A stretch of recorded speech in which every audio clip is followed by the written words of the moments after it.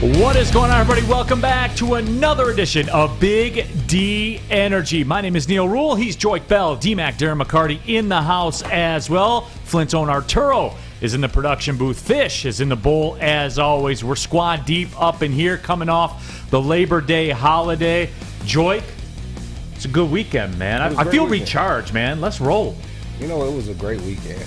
It was a good weekend. So Friday, I was able to go back home to my hometown.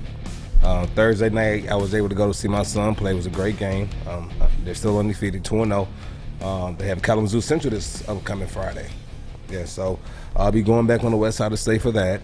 But this past weekend, it was a good time. It was. I had a friend of mine, Wilson Chandler, play for drafted first round to the New York Knicks, graduated together. But he put on this big music festival this past weekend. And shout out to Wilson. And it was a good time. I mean, they had a lot of big names out there, a lot of special guests. Had some rappers from Detroit there, had Babyface Ray, had G Herbo, Freddie Gibbs. Headliner, they had Rick Ross was there.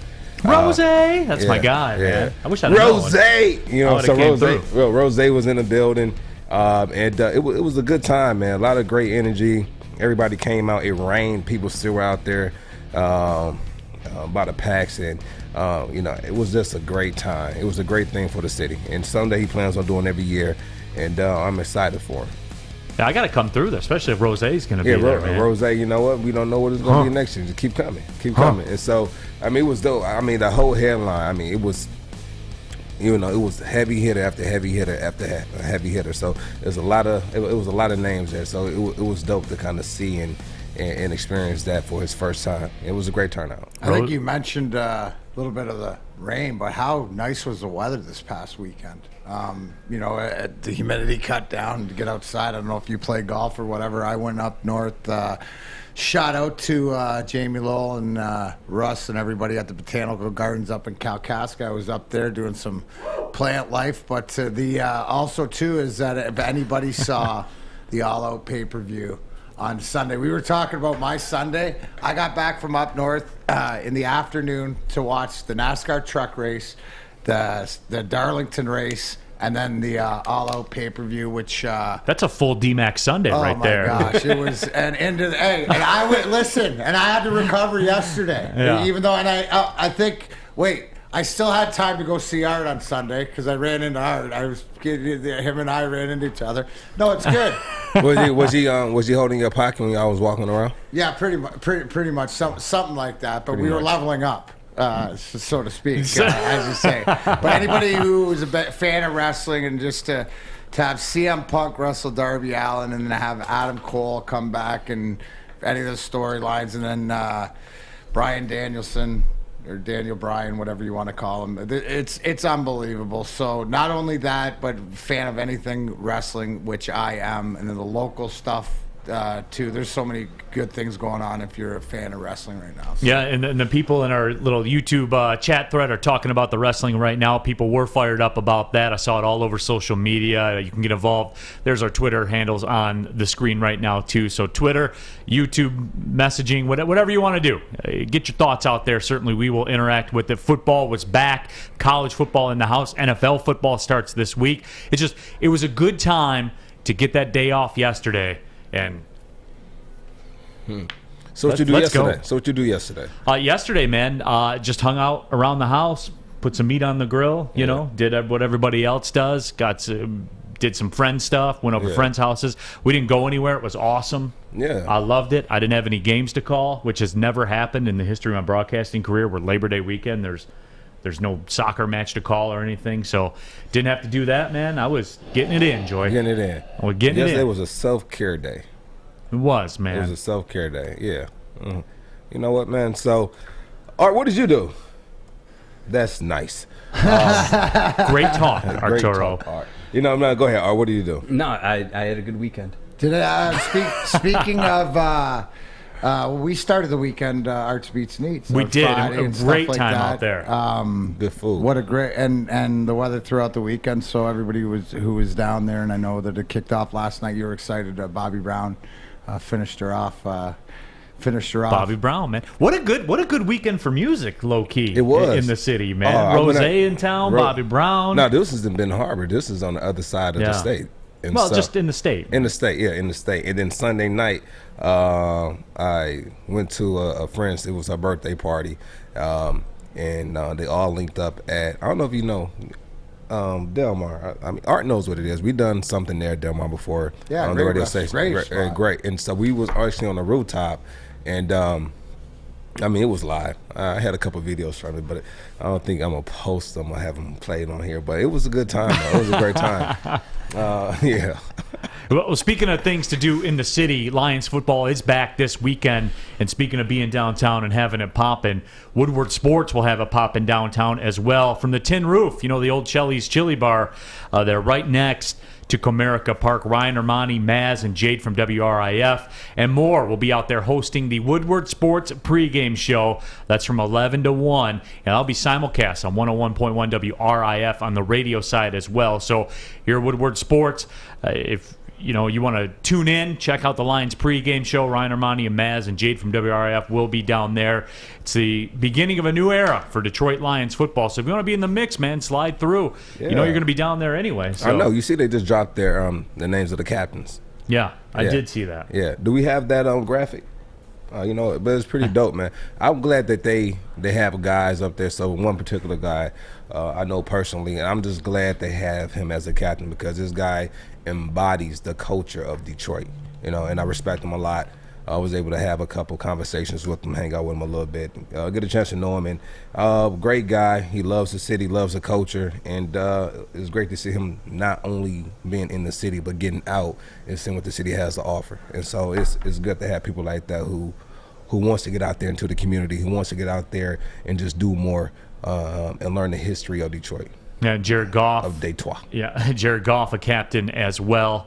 So, I mean, yeah, those lines are drawn. We'll talk about the Detroit Lions come up a little bit later on in the show. NFL football, as we said, back Thursday night. We are 2 days away from the start of the NFL season, man. It comes up quickly, doesn't it? Like we're all excited, and you know me, I'm a big college football slappy.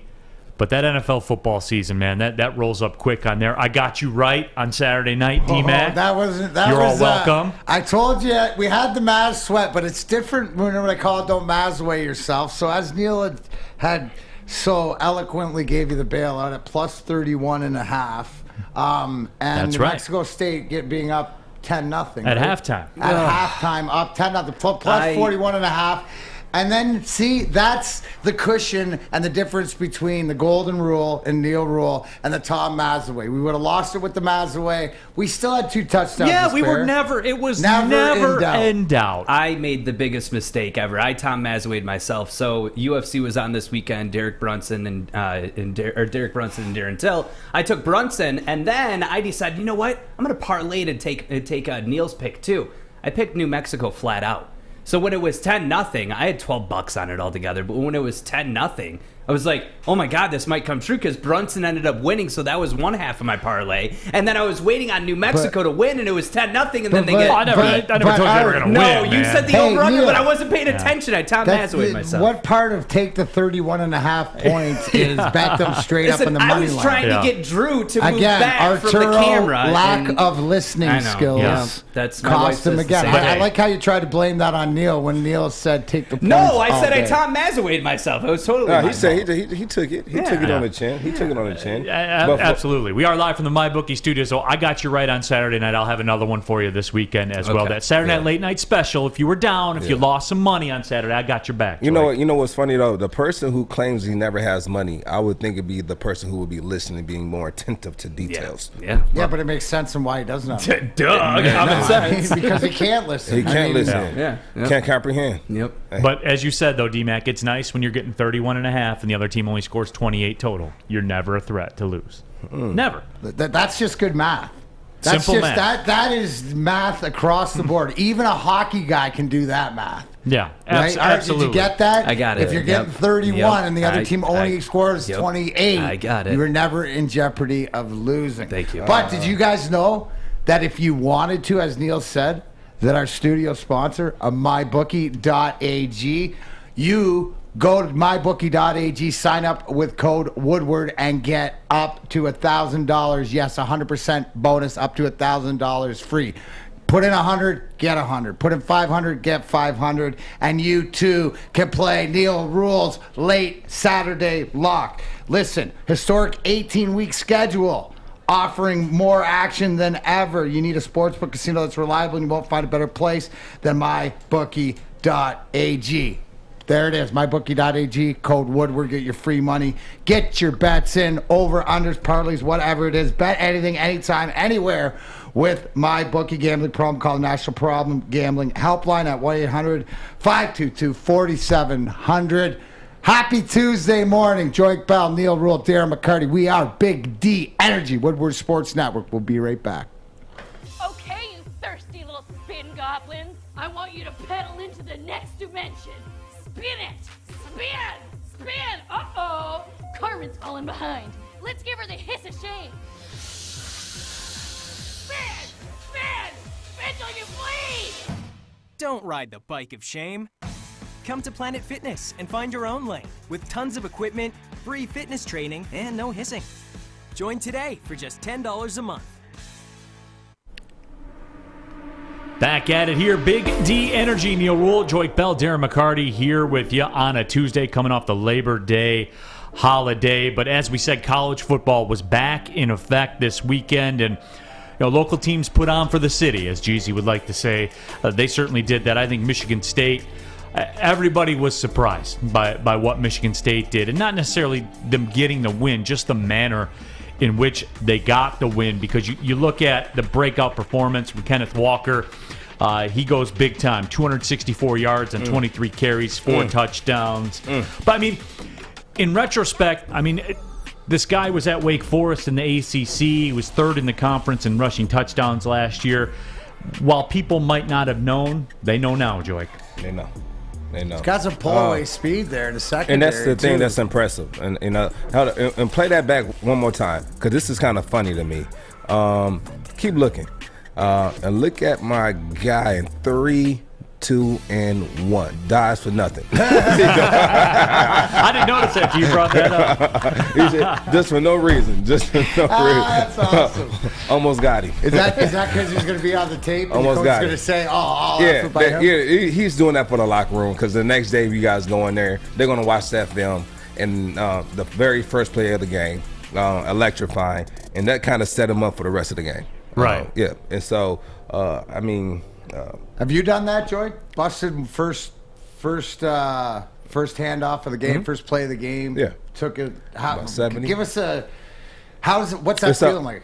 So it was funny because it was my senior year, and we were coming out the locker room. I said, "Listen, coach, they're going to be keen on me because they know we're going to hand the ball off. I'm like, I think we should play action and just go deep on the first play, just kind of set the tone." And he looked me right in my eyes. He said, "Listen." He looked at me, shook his head, shook his head. It was one of those coaches moments, right? So he looked at me, shook his head. "Listen, can they stop you?" I said, "Huh?" He said, "Can they stop you?" I said, "No, they can't stop me. We're giving you the ball." In the first play of the game, they gave me the ball. I took a 70. Yeah, I remember. Yeah. So so it has happened, and then it's happened one other time after that. But it's kind of dope because it sets the tone, right? It sets the tone early, and to score like that is like a punch in the mouth. It's a punch in the mouth, and that's more of a we own you type of play, And so set the tone, and from there they just kind of walked away with it. What about his game though, Joique? Because I don't want to say. He had a couple plays. Is this the play right? No, so this isn't the play right here. But he has the play in this game that is a little bit more impressive to me than this run. He has a play where he actually it's an inside zone to the right, and he's able to jump cut back to the left, even with penetration, about 2 yards back into the backfield, and was able to get around it and get a positive. He might have even scored on it, but that was more impressive to me than that run, because that takes a lot of skill to be able to be that size and be able to jump cut. And back of penetration and be able to, make it a positive game. So the only thing about that run right there, play that run one more time. And I might break this run down later. Play it. And so the only thing I would say for him boom. As soon as he gets right there, switch the ball. Switch the ball now. Because right now, that offhand is your only protection you have outside of speed. And his speed is able to, let him get down the field. But when he gets start playing better teams with better speed, he's going to have to have that offhand free so he can be able to use his stiff arm. And another thing I like is he gets away from the sideline towards the end of the run. You're always big on that. Yeah, I'm you talked big about on that with Najee Harris. Yeah. Yeah, so, just get away from the sideline a little bit. But when you have that type of speed, it doesn't hurt you as much.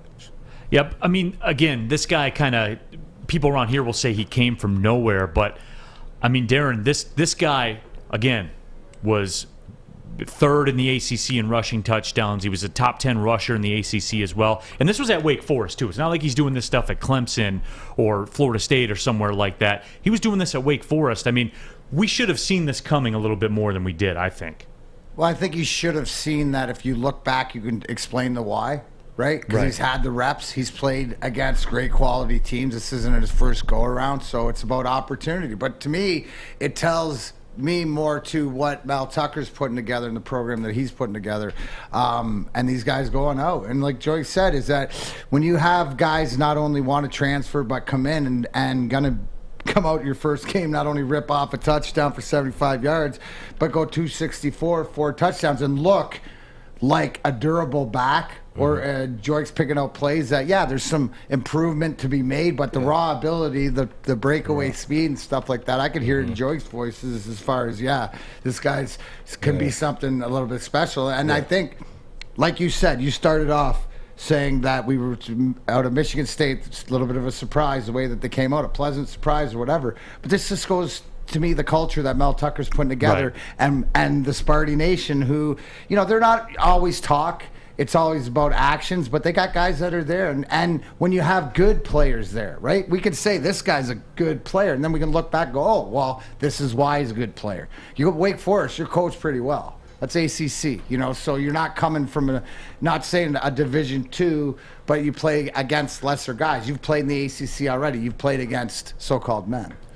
What about, too, I mean, just this roster as a whole, Joique, because Mel Tucker, he came in, all the transfers he had to get. I mean, he had to rebuild this thing at the snap of a finger as soon as he got in here. And the thing for me that really jumped out about Mel Tucker is he has his own podcast. And when he was coaching at Jacksonville, Maurice Jones-Drew, he had Maurice Jones-Drew on the podcast. And listen to Maurice, this is a Pro Bowler, like a dude. That guy was a dude in the NFL. And just the respect that he had for Mel Tucker, guys seem to really buy in. Because when you acquire all these people, from all these different schools and kind of mesh them in together, they have to buy in across the board in order for it to work, right? I think them buying in, they've already bought in before they came, or they want to came. Bingo. All right. And so the guys that's coming there, and this is outside looking in, just if I was in their position, I'm going to go somewhere where the guy or the coaches who are going to be coaching me, how they treat me as far as trying to get there and what they're going to offer me and how they make me feel as an athlete is going to decipher whether I go to that school or not. Am I in a better situation here, or will I be in a better situation there? I remember not my rookie year, but my freshman year at Wayne State when I broke the NCAA record for rushing, and people were asking, was I going to transfer to a bigger school? And I thought about it. None of these big schools gave me an opportunity, and none of these big schools are offering what Wayne State is offering me. And I'm going to stay loyal to the people who took a chance on me. So I end up staying at Wayne State. Now, guys who are they transferring because they don't like their situation at other schools, or are they transferring because they just want a better opportunity? So it just depends. And so I think Mel Tucker does a great job of going out getting guys who fits what he's trying to do. Makes them feel warm and fuzzy on the inside, and then they make that move, they make that transition. But I believe they've already bought in before they transferred there. I think that it leads back to, it reminds me of decisions that I had to make when I was 15, 16 to go play junior B hockey, and tried out, and I had opportunity to make this Waterloo Siskins team, but be a fourth line or not have the opportunity to play, and I decided to go play junior B on a team that hadn't won a game the year before, but I would get an opportunity to play. So sometimes, again, and it was coaching. It was the coach that I went to play for because he was going to give me the opportunity when he said, if you want to make it to the next level, you got to do one thing better than 99.9%. And for you, it's being physical. I can teach you how to do that. And I sit here because it's to the point. What sport? It's very important when you're younger to get that good coaching and that good direction, and because it can carry throughout your life. And my guy Brian Drum, who was the most influential guy of me when I was 15 years old, still throughout my career was an influential part. So it goes a long way. So that's Mel Tucker's not and state, and to that point, all colleges you're trying to establish that culture, but guys that want to be there either from other programs that didn't get the opportunity. But I think that what they're doing, especially at state, is working.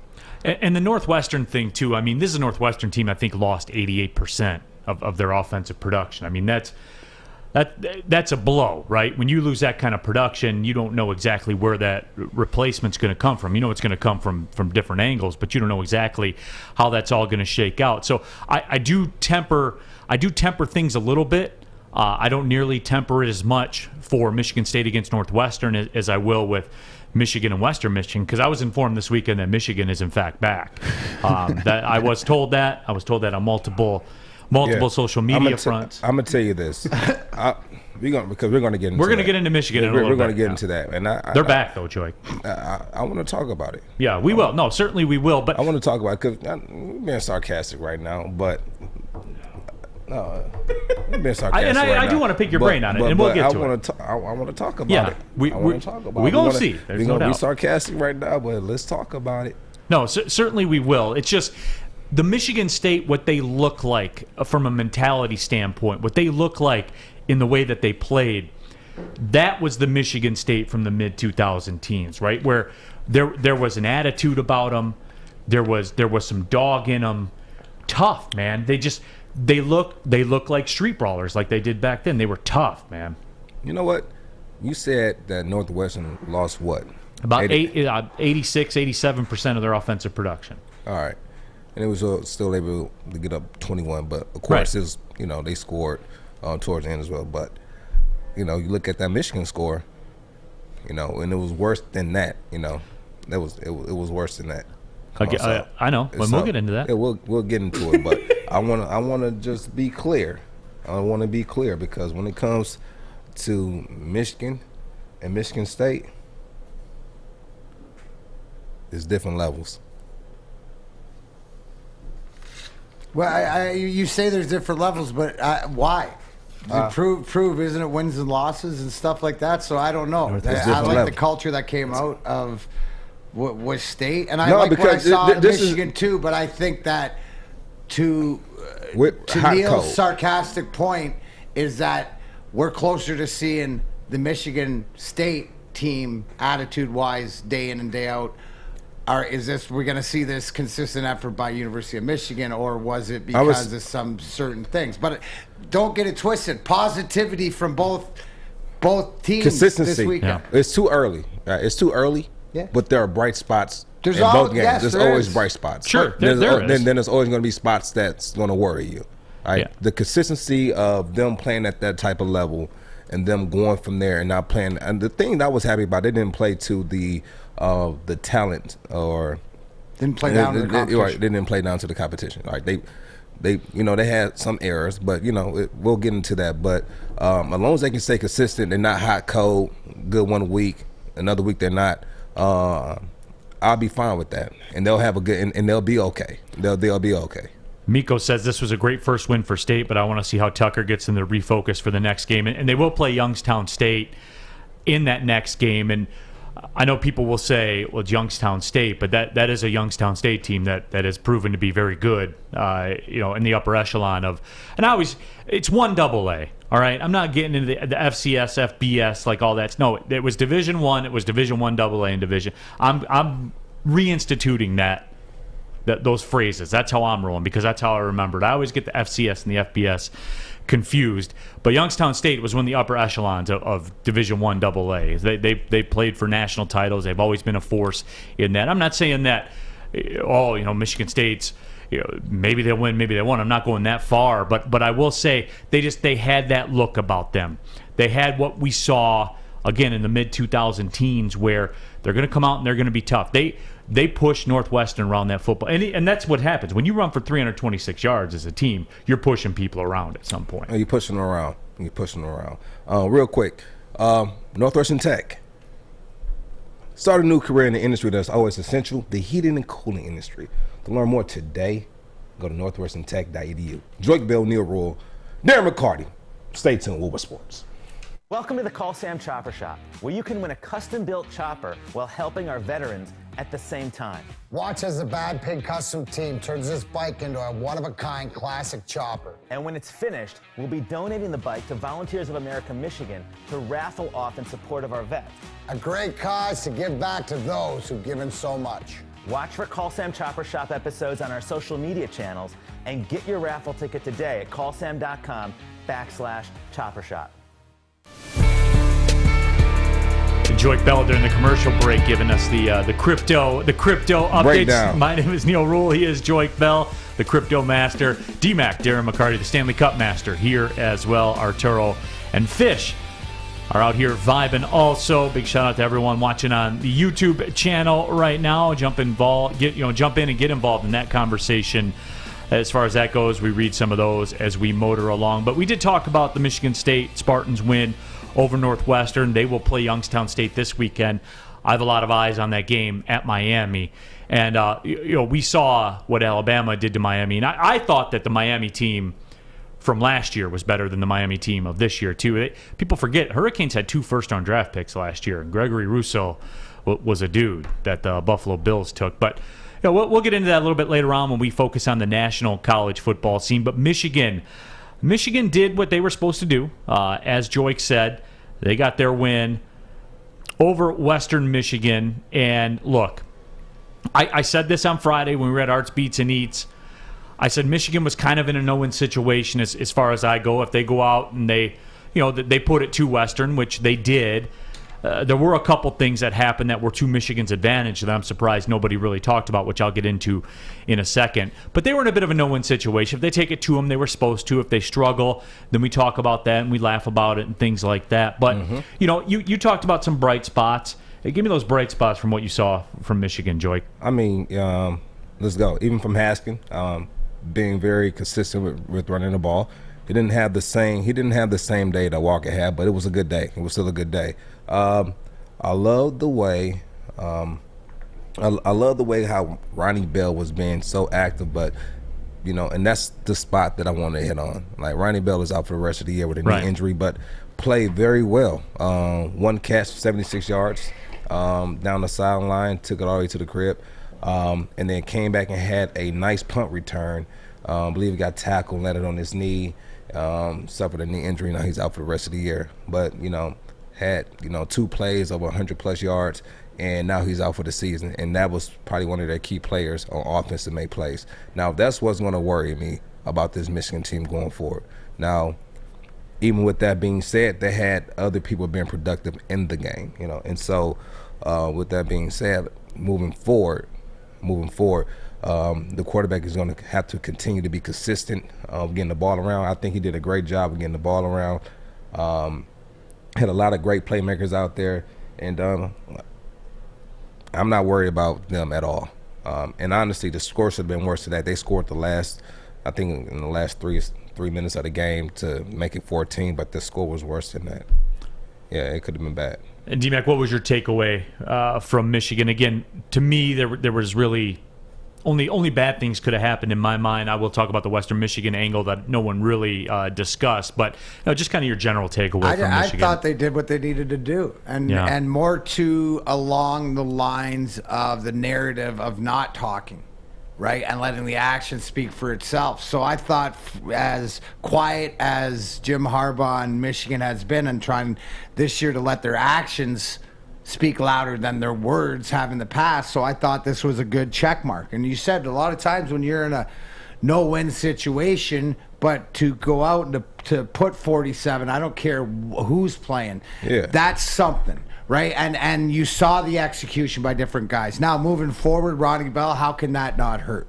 and you feel so bad for the kid, right? But I think that it intrigued me to be able to get ready to watch next week against Washington to say, okay, is this the consistency? Are they going out and they're going to put another consistent effort back to back? Because that's what I thought it was, Neal, is more consistent effort throughout the 60 minutes than I'd seen in the past. Yeah, they were engaged, and you can only be engaged when you believe in the coach. So to what Joique said on Friday, talking about the culture being more maybe the things we don't hear now going on with Jim Harbaugh to some of the other guys. Well, it showed to me by the way that this team played on Saturday. So again, I like it. Let's talk more rock. And I want to harp on it because even though Ronnie Bell was making a lot of plays, you had the backs as well. Haskin had a good game, but the guy who had the breakout game to me was Blake, obviously,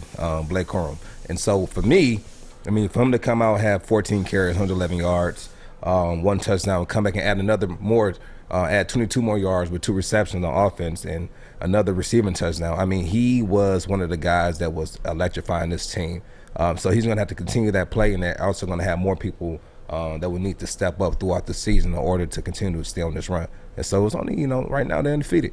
Can't take it away from them. No, the only real blemish, I guess you would say, for me was when that was a football game, when it was 10-7, and Western Michigan had some things going, which they did. Sky Moore is their best receiver, and he got hurt in the first quarter and couldn't come back into the game. And look, for everyone that's talked about Ronnie Bell, that's a crushing blow to Michigan, and you never want to see something like that. Yeah. But the same thing, Sky Moore was an all-MAC first-teamer as a freshman. Yeah. The first all-MAC receiver they've had since Corey Davis, who's in the NFL right now. And he is an impact player. And, D-Mac, I was talking with you about this before the show. When Sky Moore left for Western, everything changed for them. The body language changed. Everything changed for them. And again, it was a game. It was 10-7. I saw people crying on Twitter about it. Oh, this is, here we go again. Michigan looks flat, all that kind of stuff. And D-Mac, I equated this, to put it into hockey terms for you, that late 80s Red Wings team that was obviously led by Steve Yzerman. He was the dude on that team. Certainly had other pieces. But when they go into the playoffs against Edmonton, if Yzerman gets hurt, you're a teammate on that team, you're going up against Edmonton. You need all hands on deck to win. You're up against, so you're never not going to go out and do it, but it makes things a lot harder. Yeah, and in your soul, you know it's harder. You should be able to speak on this because, with Oakland U and watching the different teams, that you got to have your best players. No, and I've seen it before in the NCAA tournament. When Joique played, if Wayne State was playing somebody and he was hurt, right? We're one of the best running backs no matter what. I never was hurt. I played every game. Okay. Never missed a game. But it'd be like if you weren't, then because there's a prime example. If you didn't play back in the day, right, you were hurt for some of those games that your guys needed because, we go on Joique. That's true. So to your point, Neal, I think that but to Michigan, because all these games happen in a vacuum. They do. Right, and you'll see that. So, but the thing, if we're concentrating on what Michigan did, is that they pulled through it. You can't, things happen in sports, but you got to continue with your game plan and play forward. So yes, it was a blessing for them.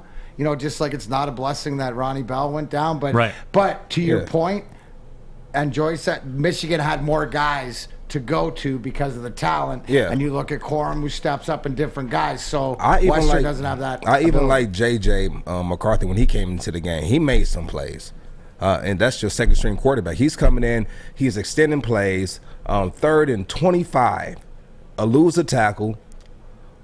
Keeps the play going. Takes the hit, stays in there, gets it down the field, 70-yard touchdown. He not only throws it across his body, but he got it outside the mark. Yeah, so he didn't really throw across his body, but what he did do was throw across the field. Well, that's what I meant. Yeah. So he throws across the field, still throws it 35 yards down the field. The guy's able to outrun. So you have guys like this stepping up and making plays even when certain guys go down. And so that's what they're going to have to continue to do throughout the season. Now, this defense, they had a lot of big plays on them, but this is that bend but don't break defense, right? Bend but don't break.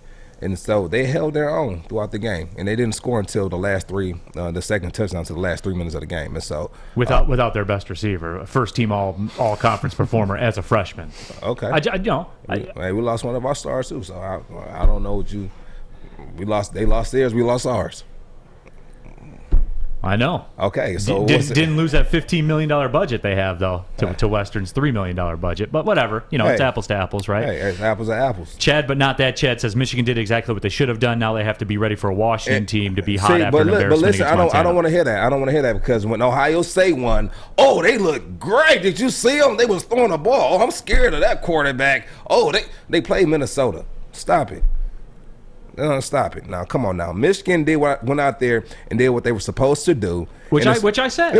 Right. But I'm just saying, I'm talking about even the people in the comments. It's that way with Ohio State. It's not the way with Ohio State because obviously they've been winning. And so when they win, but right now the most impressive win is the Michigan game. As far as scores. And look, and I'll say it too because I kind of tease this a little bit where to me, nothing could be accomplished in the Western game. To me, it was all going to point to the Washington game. But then Washington goes out and loses at home to Montana. Michigan. It looks like things are lining up for Michigan, which, by the way, Michigan will be ranked this week. 100% they will be ranked. And, you think so? Oh, 1,000,000%. Yeah, they're going into the primetime game. 23? Washington just lost to Montana. Whatever, there'll be a number next to their name. So out there, so this is who they have next. They have Washington. This is in the next three weeks. Washington, Northern Illinois, the Huskies, and then you have Rutgers. Do you have them losing any one of those games? No, I mean, no. All right, then so the games that you're looking at right now is going to be Wisconsin, Nebraska. Those are the games you're going to. I would look at the Wisconsin game, a ranked team on the road, which the data says won't go well for them. Okay, and this is going to be based on history. And so going into this game, you're saying they're going to be 4-0. You're guessing. Yeah, absolutely. 4-0. And so going into this game right here, this is going to be the tester for you. Well, I thought that originally, but then I didn't know that Washington would be unable to score against Montana at home. I mean, they don't look good. And I wasn't my scout wasn't all together on Washington. And I hear a lot of and it's funny, but when I talk to players that I play with who played against Wisconsin, when they go there, which is funny, they say that's the loudest stadium they've ever played in. Which we saw, yeah. Right, I mean, you see it time and time again. Right, and I'm like, Wisconsin out of more, even Penn State. He said Penn State has a lot of people, Michigan has a lot of people, but Wisconsin is the loudest. Yeah, they're hyping there. Yeah, no question. Yeah, I mean the road is paved with gold right now for Michigan as far as September. They should be 4. If they're not 4-0, that's a huge failure. The thing is this, the irony is going to be them playing Northwestern, and then right after Northwestern the following week is going to be MSU. So are we going to measure the way they play against Northwestern going to that MSU game, or that's going to have no weight bearing? You'll talk about whatever it is coming up to it, but at the end of the day, rubber meets the road. Who wins that game? And you're hoping that both teams are playing their best. I love it when State and Michigan play. And they're playing at State this year. And they are, which Michigan State hasn't won there in a while when they play at home. It's weird. They go into the big house and they win, but they can't beat them at home, which I thought it was pretty funny when I was looking through the numbers and saw that. But, I mean, Joique, it's going to be what it's always going to be for this Michigan team. What do you do at Wisconsin? What do you do at Michigan State? This year, what do you do at Penn State? And what do you do against Ohio State? Yeah, and I like that they have the Ohio State the last game of the season, the most important game. Because you know why they did that? Because they know that the Big Ten, that's going to be the championship. That's going to be the deciding factor. That's going to be the deciding factor. I know you're a Michigan fan, so you don't. That's going to be the deciding factor. Well, since you're doesn't matter. Yeah, well, since Joique, that's going to be the deciding factor who wins it all. No, Joique. See, I don't know if you know this or not. Being a Michigan fan, you might not know it because what they do is they go to Indianapolis and they play a game for the Big Ten championship, and that's how they determine who the Big Ten champion is. Joique. Now, Michigan fans might not know this. There's a recent innovation, that's been 15 years ago. And Michigan's never participated in it. I don't know if you know that or not. Yeah, but this is how it works. Oh, you didn't know? Okay, I didn't know. It's the future, though. Okay. I didn't know. This now you're living in the past, living in the present. Yeah, keep doing that. That's why people want to keep living in the past and and reliving their glory days. Yeah. Your facts, Mr. Yeah, I know. Quit bringing facts to the table. Man, we talk about the present right now, and right now, you smell that? That's that new culture. I smell that new culture. And I love the way that they played that game, even though they lost one of their star players and was able to go through. Oh and my gosh! Then Mr. B, I know you're upset. They are back. I ain't gonna say that back. I'm gonna say same players. There's gonna be a different outcome, different mindset. Yeah, Dave Schultz says it best right here. He says, "I like what Neal's saying. Michigan beat a MAC team. Michigan State beat a Big Ten team. I just want the Michigan fans to pull back a little bit. I warned against this on Friday.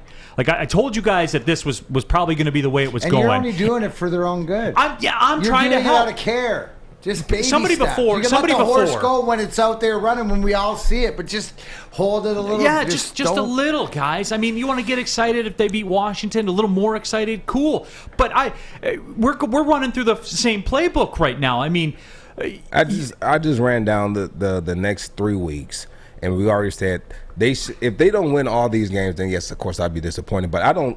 And honestly, as a player, I never do this. I never go down a whole schedule and we're going to win this game. Because it's not who you play; it's when you play. It's when you play them, right? So and not only that, but I'm a firm believer in one play at a time, one rep at a time, one game at a time. But Joique, that's not again. And I saw the shift in the first quarter. Looking at the social media when it was 10-7. Oh, here we go again.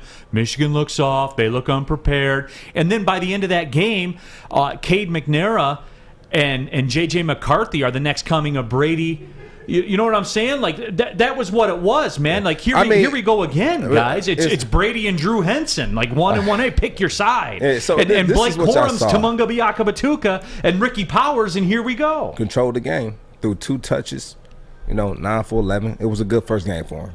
High quarterback rating, made good choices. So who should start next week? Cade McNamara or J.J. McCarthy? Who should start? Cade.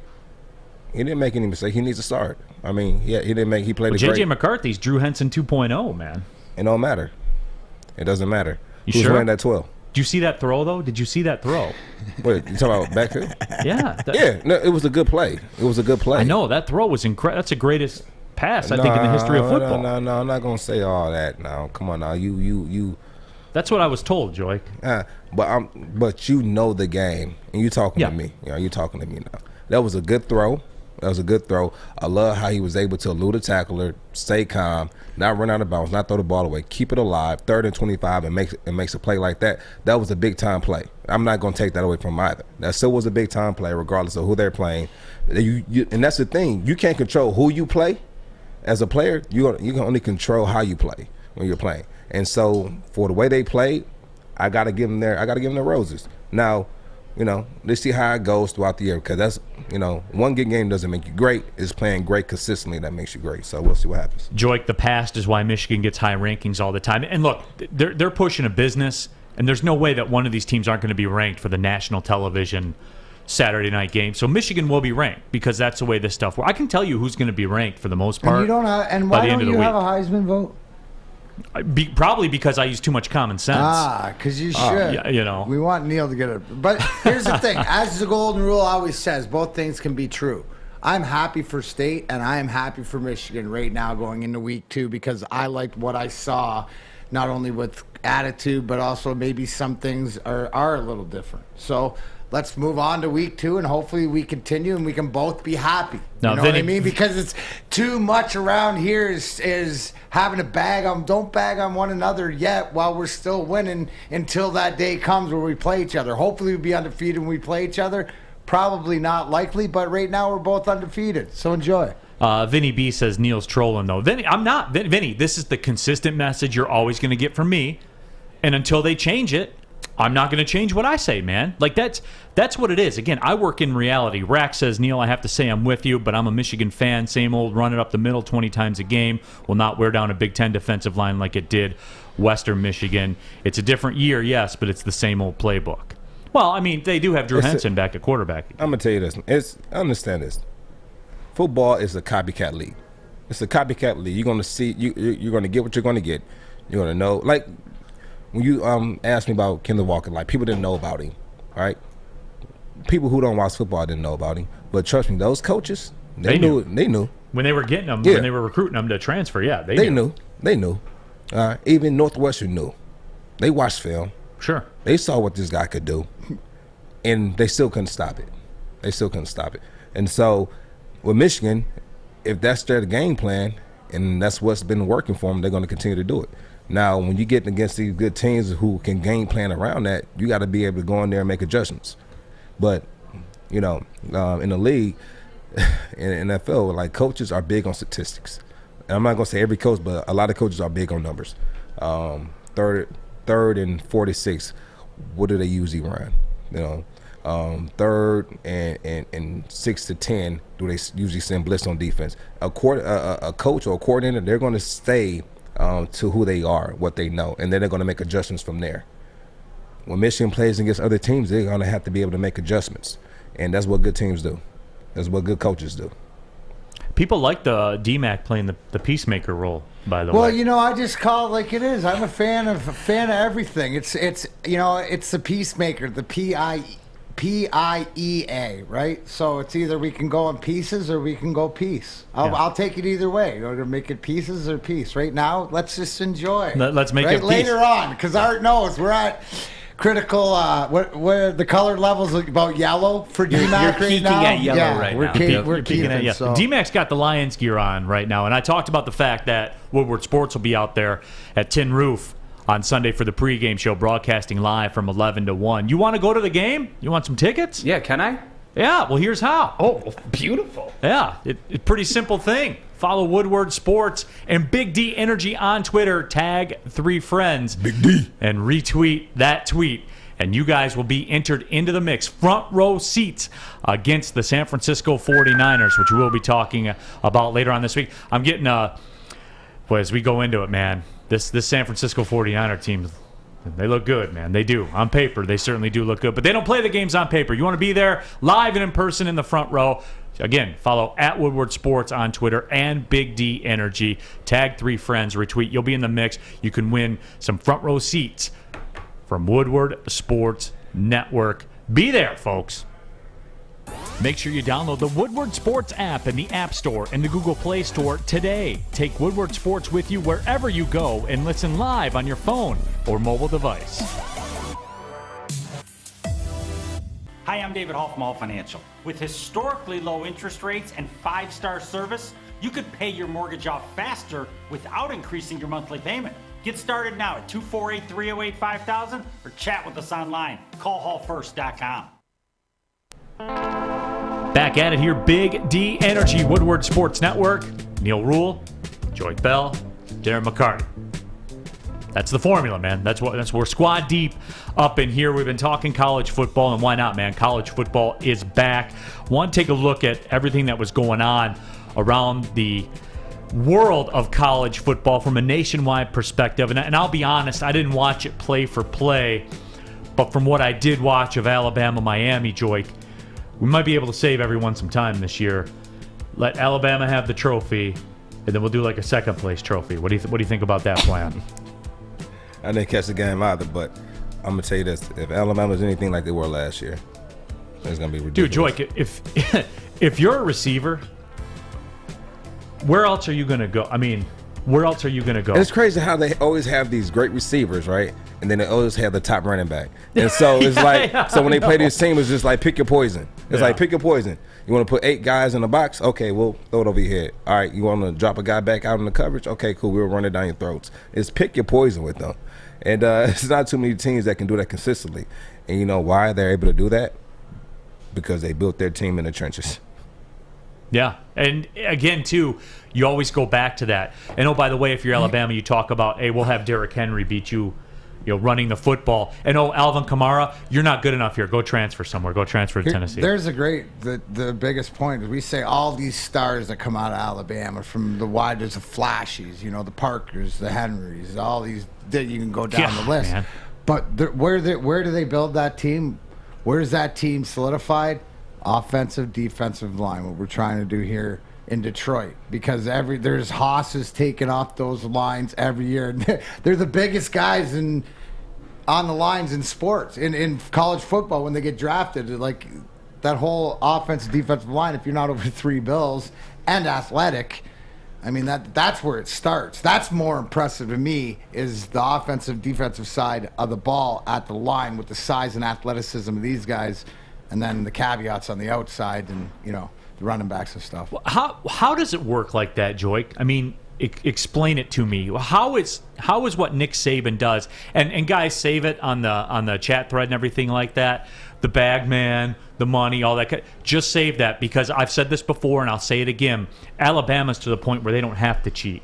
The guys are tripping over themselves. If you're a receiver, if you're an impact player, you want to go there because you want to go to the league. Bottom line, when you're a blue chip 5-star, 4-star, you are about going to the league, and Alabama will put you in the league. Honestly, it's this formula, and if everybody knew his formula, everybody be doing it. Right. Everybody be doing it. Great coach. People want to play for him. People love him. And it's funny because when I play with guys who went to Alabama, or at any point in time, I mean, they swear by Saban. They swear by the university. They love it. They love the culture there, and it's just him building off of that. And so,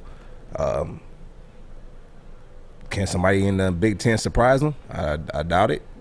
I doubt it, because we just don't have that type of manpower here. We don't, But I would definitely like for a team to emerge from the Big Ten and go down there. And so I'm like, no, we got athletes up here too. And the thing is, it's not that we don't have that type of talent. Well, Ohio State does it from time to time. They do it. It's not that we don't have the talent, right, or the quality of players. It's just we don't have that quantity. We don't have that quantity of players. Oh, you mean like the running backs don't get told to transfer and they turn out to be Alvin Kamara, right? I mean, because I'll keep going back to that. And you saw that classic picture of the Alabama backfield in like 2014. Four NFL guys in the backfield. And it's funny because he didn't transfer because he didn't like the school or anything like that. He transferred because there was so many heavy hitters there. He felt like he wasn't going to get the ball as much, and so he transferred just to make sure he had an opportunity to be able to get his hands on the ball. And most cases, it might not work out as well as his did, right? But for him, it worked out. It worked out for him, and he's able to. NFL tied the NFL touchdown record with 6 in the game. Come on now, running backs don't get that in the whole season. Ladango says Neal's acting like a classic Spartan fan today. I'm not a Spartan fan, so I just go off of what happens. But D-Mac, all right, Alabama. Sean. What? All right, Sean Belizean. Yeah. Boy, I tell you. Boy, you talk down on my boys. Now you talking down on them. You talking down on those on the Wolverines. You talking down on them. It's just then prove me wrong, because I've been right for the last 2 decades. You're just speaking facts, man. Yeah. I mean, you're just spitting truth. I have almost 2 decades of a track record. You have me what you think almost could happen one day. Almost 2 decades isn't 2 decades. When I was in high school, we almost won a championship, but we didn't win it. Almost. I'm sorry. 18 years. 18 years. I'm not getting 18 it. years. Yeah. I got 18 years. All right, you know that song, don't you, bro? No, I do. That was the last time Kanye put out a good album, man. Donda's awful. Yeah. Awful. Trash. Joy. Trash. Look at even Joy. Joy doesn't want to speak bad about it, but even he double clutch right there. He's like, he gave me that. I know that look from Joy. He's like, that was the. It was a necessary record. Oh my God! Get out of here! Joy gave me that look when I brought that up. Neal, I don't want to talk about that look. You didn't like "Certified Lover Boy" by Drake either. What does that have to do with Kanye? You know what? Sucking? I listened to that one on Saturday when I was bumping around town. He's had better. We'll say it like that.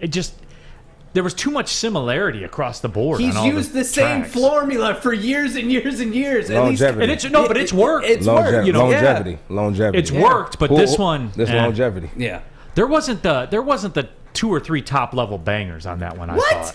No Friends in the Industry was a banger. That was a banger song. Other than that, I was like, what? Is that the one with Jay-Z?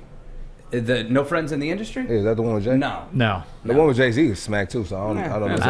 I thought it was okay. It was okay. It was one of the better offerings. It wasn't Watch the Throne, Yeah, it was one of the better offerings, but that just goes to show you that. Hey, I was watching a interview from Andre 3000, and and so it's funny. He said he stopped rapping because he felt like he couldn't contribute to hip hop anymore. And then his thing was, the first thing in hip hop is hip. And he said, and once you get a certain age, you're not, there's always new slang, always new terminology. What song is he known for? Wow. Exactly. But when was that song made? 2005. Right.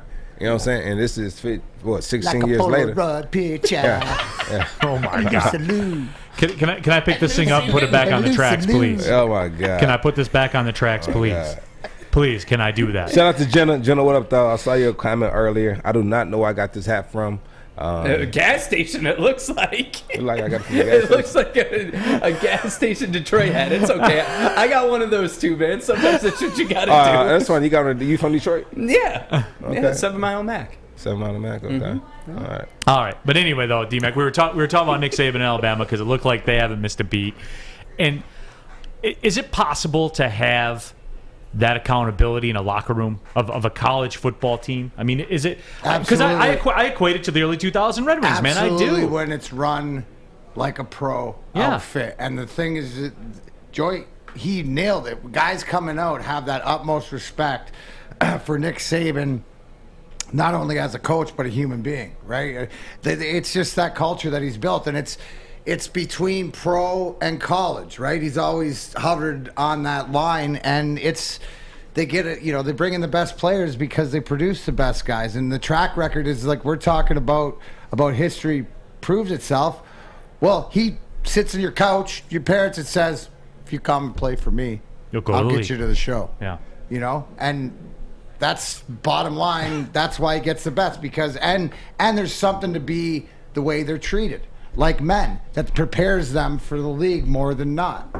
When you like that, I would say, and then it's just more of finding that flow. And Alabama has that flow, and guys know it has that flow, and that's why they'll always be where they're at until either Saban leaves or something happens in the structure where maybe NIL spreads it out because the person that would usually go to Alabama gets to go to a Clemson or somebody else that pays money. So. It's everything Nick Saban's created. He realized when he went and touched his toes in the NFL, that wasn't for him. Too many restrictions. Now he gets to call his own shots. It's the same thing as, you know, the Urban Meyer thing, but Urban's going back to Jacksonville where he's got more control and first overall pick. So Saban is exactly where he wants to be. And you're right. It's like the Scotty Bowman run Red Wings, where there it was it runs itself. Right? Yes. Yeah. Yes. I mean, it does. That's real, D-Mac. Like, It's real. things do run themselves. Yep. You come in, you figure out where you fit in, you figure out the flow of it, and then you realize that, okay, you do your job, and everybody does their job, and you're playing for cups. I mean, you got a guy who's sitting there getting paid $8.7 million a year, getting over $8 million. He's getting an NFL contract. He was an NFL. The boosters paid off his treat him house. that way. Yeah. So I mean, why would he leave? Alabama's the smartest as the university Averaging- because they treat him like he should be treated. Man, Yeah. he's getting what- So that and way I'm the not power lying. goes down. And I think I'm lying. I think it might be $10 million actually. Well, the boosters paid off his house. Like on the, I mean, like it's. Don't go anywhere. We need you here. Absolutely. We need you here. Don't go nowhere. And why would you want to leave like that? I mean, you want to, like I told you, the same way a player is recruited and how he feels on going to a university. It's the same thing with these coaches. They want to go to a team and they're winning. The people around the organization, around the institution, they love you. They're taking care of you financially. Nick You get the Saban impact. makes $9.3 million a year, just eclipsing Jimbo Fisher for some reason. You see what I'm saying? And you're in the place where you're impacting kids' lives and changing kids' lives and giving them the opportunity to change the trajectory of their lives by going to the next level and getting that big bag. Now, why would you want to leave? Right. How do you retire from that? No, you can't. It's that How to situation retire? where you've created the perfect situation for yourself, and he Are we realizes seeing? that. Are we seeing a coach that's going to be similar to like a Joe Paterno, where he's not going to leave? He's going to stay doing it until he's just like, you know, I just health reasons I just can't go anymore. Yeah, but then he's the patriarch. You know what I mean? He's always going to be there, and then he's going to have his younger coaches that'll take more, and that's where his next in line. But he's going to be Bear Bryant. He's going to be Bobby Bowden. He's going to be... Yeah, I think he's eclipsed them all. Chuck Brewer brings up a good point, too. He says the school's totally behind Nick Saban. The fan base is totally behind him. The players bought in. 2/3 of those things would never happen at Michigan State. And I will even take that a step further, too. The community buys in. Yeah. And when I say the community, I mean all the people that are in the community, too. In the state. If some things pop off at a bar, certain people are going to be taken care of differently in those situations then they might be somewhere else. That's I'll just big leave it facts. at that. You know what I'm talking about. That's big facts. Yeah. No. I mean, and then all of a sudden, the trooper's sitting at the football game. You know what I'm saying? I mean, stuff like that. It does. Allegedly. It's real. Allegedly. It's real. You could almost say, D-Mac. You can't cut somebody off like that. Can you, D-Mac? No, D-Mac, it's almost like they're coasting at Alabama. Well, it is, but hold on. But if they are coasting, you too can coast with coastportland.com. Yes, WSN 20% off. And what do I tell you? Because Coast Portland's been around since 1919. The do-it-yourselfers. A lot of us this weekend might have been out there cutting the grass, seeing that there's some weeds. Well, you might want this machete. How do you get this machete? Well, every Friday, I will, anyway, you hashtag HowWeCoast, I will give away a $100 free gift certificate to coastportland.com. So go on there, check it out. If you can't wait, use WSN 20 for 20% off. If not, anywhere that you Woodward Sports Network, hashtag HowWeCoast, and it could be you that gets a gift certificate on Friday. We are Big D Energy, Woodward Sports Network. We'll be right back.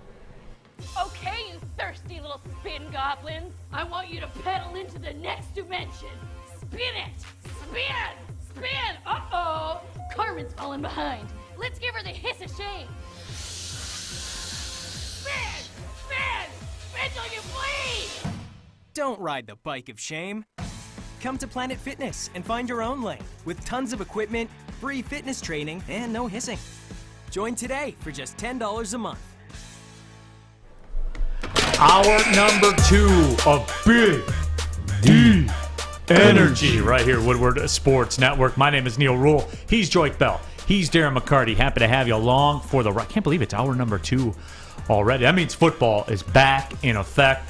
I was posted up. I was watching all the games I could watch, grilling food, doing some corn toss, all that kind of stuff, man. Corn toss? Yeah. Oh yeah. Oh yeah. Nice. I like it, man. It's a fun game. It's a backyard staple. It's a backyard staple. You have to do it, especially during the holiday, the long holiday weekend. Got some reaction coming in from our YouTube chat thread. Remember, you can jump on there, get involved. Lots of talk about the Kanye and Drake albums. Booster Child says jail was fire. What else did we have? Bruce Holmes says Donda's a masterpiece. You guys will learn later.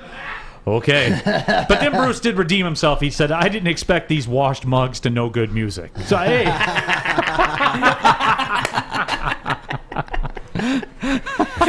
I think he was talking to you, Joe. I think he was, Joe. Well, He was talking to me. I didn't say anything about music. I didn't say anything. I didn't say anything. I just asked if you liked that song. I didn't, but you know what, though? I'm sorry. Donda's bad, man. It's different. I'll say it's different. Listen, I'm going to tell you different. right now, I don't want 27 tracks from anyone. I don't want it. That's too much. That's fair. But, Joique, I mean, when you say it's different, yeah, it's different, as in it's not good like they usually are, which means that it's bad.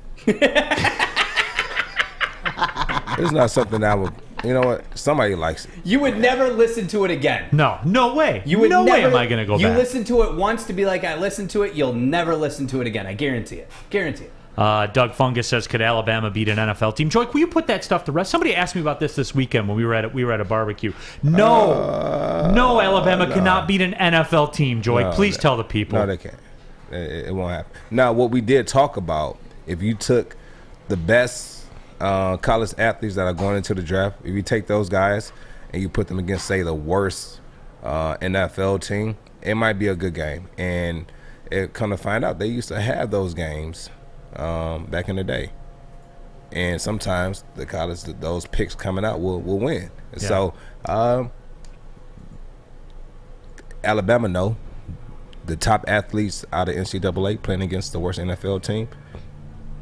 I'll pay to watch it. Yeah, absolutely. Certainly they could do that. Bruce Holmes says Alabama's a great example when the school is fully behind the coach. MSU is on its way back. Go green. I always go back to this. And, like, the Michigan State fans are how do you let Nick Saban get away if you're Michigan State? How? Yeah, but that was years ago before How? It's easy because that's 20 years ago. 20, 25 years ago or whatever. How? Because you make mistakes and you try to learn from them. But he's also evolved because he didn't want to stay there then. He had aspirations of the NFL. It's as he's got older to figure out, this is the perfect situation for him. He figured that out a few years ago. So I don't think he was he was still aspiring to be an NFL coach when he was a Sparty coach. But they were producing talent, though, back then, too. I mean, I get it, but isn't and the Tony whole Banks.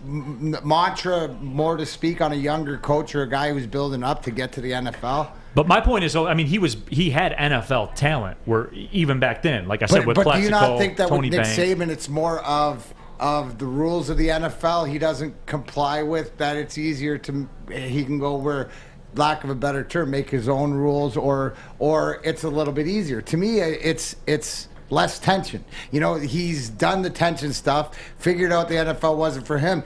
And to Joique, he's got NFL money, so he figured out how to get paid the NFL way, but to be able to sit back in the college lifestyle and sort of build these guys on the flow and the culture of an Alabama that he's built. Now, it could have been that way if they kept him, but I don't think his mindset was the same of building a Michigan State, or even at the time, if he was at Alabama then, he wouldn't have stayed. Yeah, not sure the fan base of Alabama will take losing like Penn State did at the end. You still can't say anything negative about Joe Paterno. Their fan base still worships the ground that he walks on. Alabama's fan base did take losing, though. They did. They had that little gap there in the early 90s where it wasn't quite popping like the way that they thought it should have been. Nick's giving me a hard time. Cornhole, not corn toss. Corn toss, cornhole, yeah. Whatever, man. Same thing. Come on now, same difference. Yeah, Stop it. I trying think that's a to little say. unfair. I mean, It's a little unfair. Dan says Joique's got on maize and blue colored glasses today. That's pretty funny too.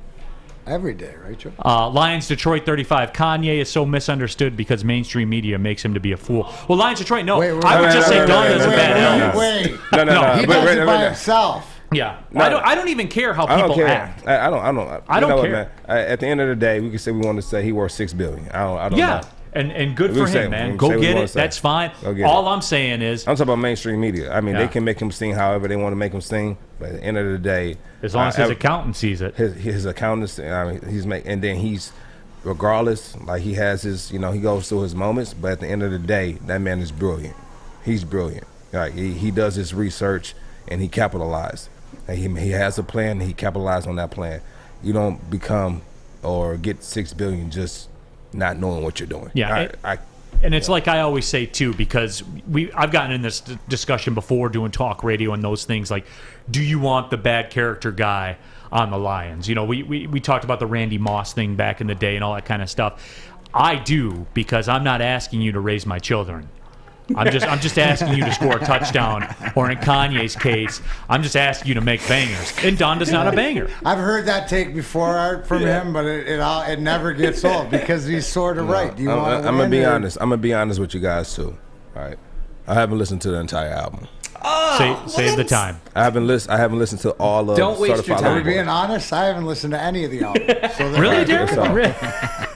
Really? When you were dropping the Outcast there, I fully Listen. expected you to have listened to them all. Listen, I'm too busy with the Woo, the Hill, whoever. Like, I know. I'm dropping her down. I'm still there.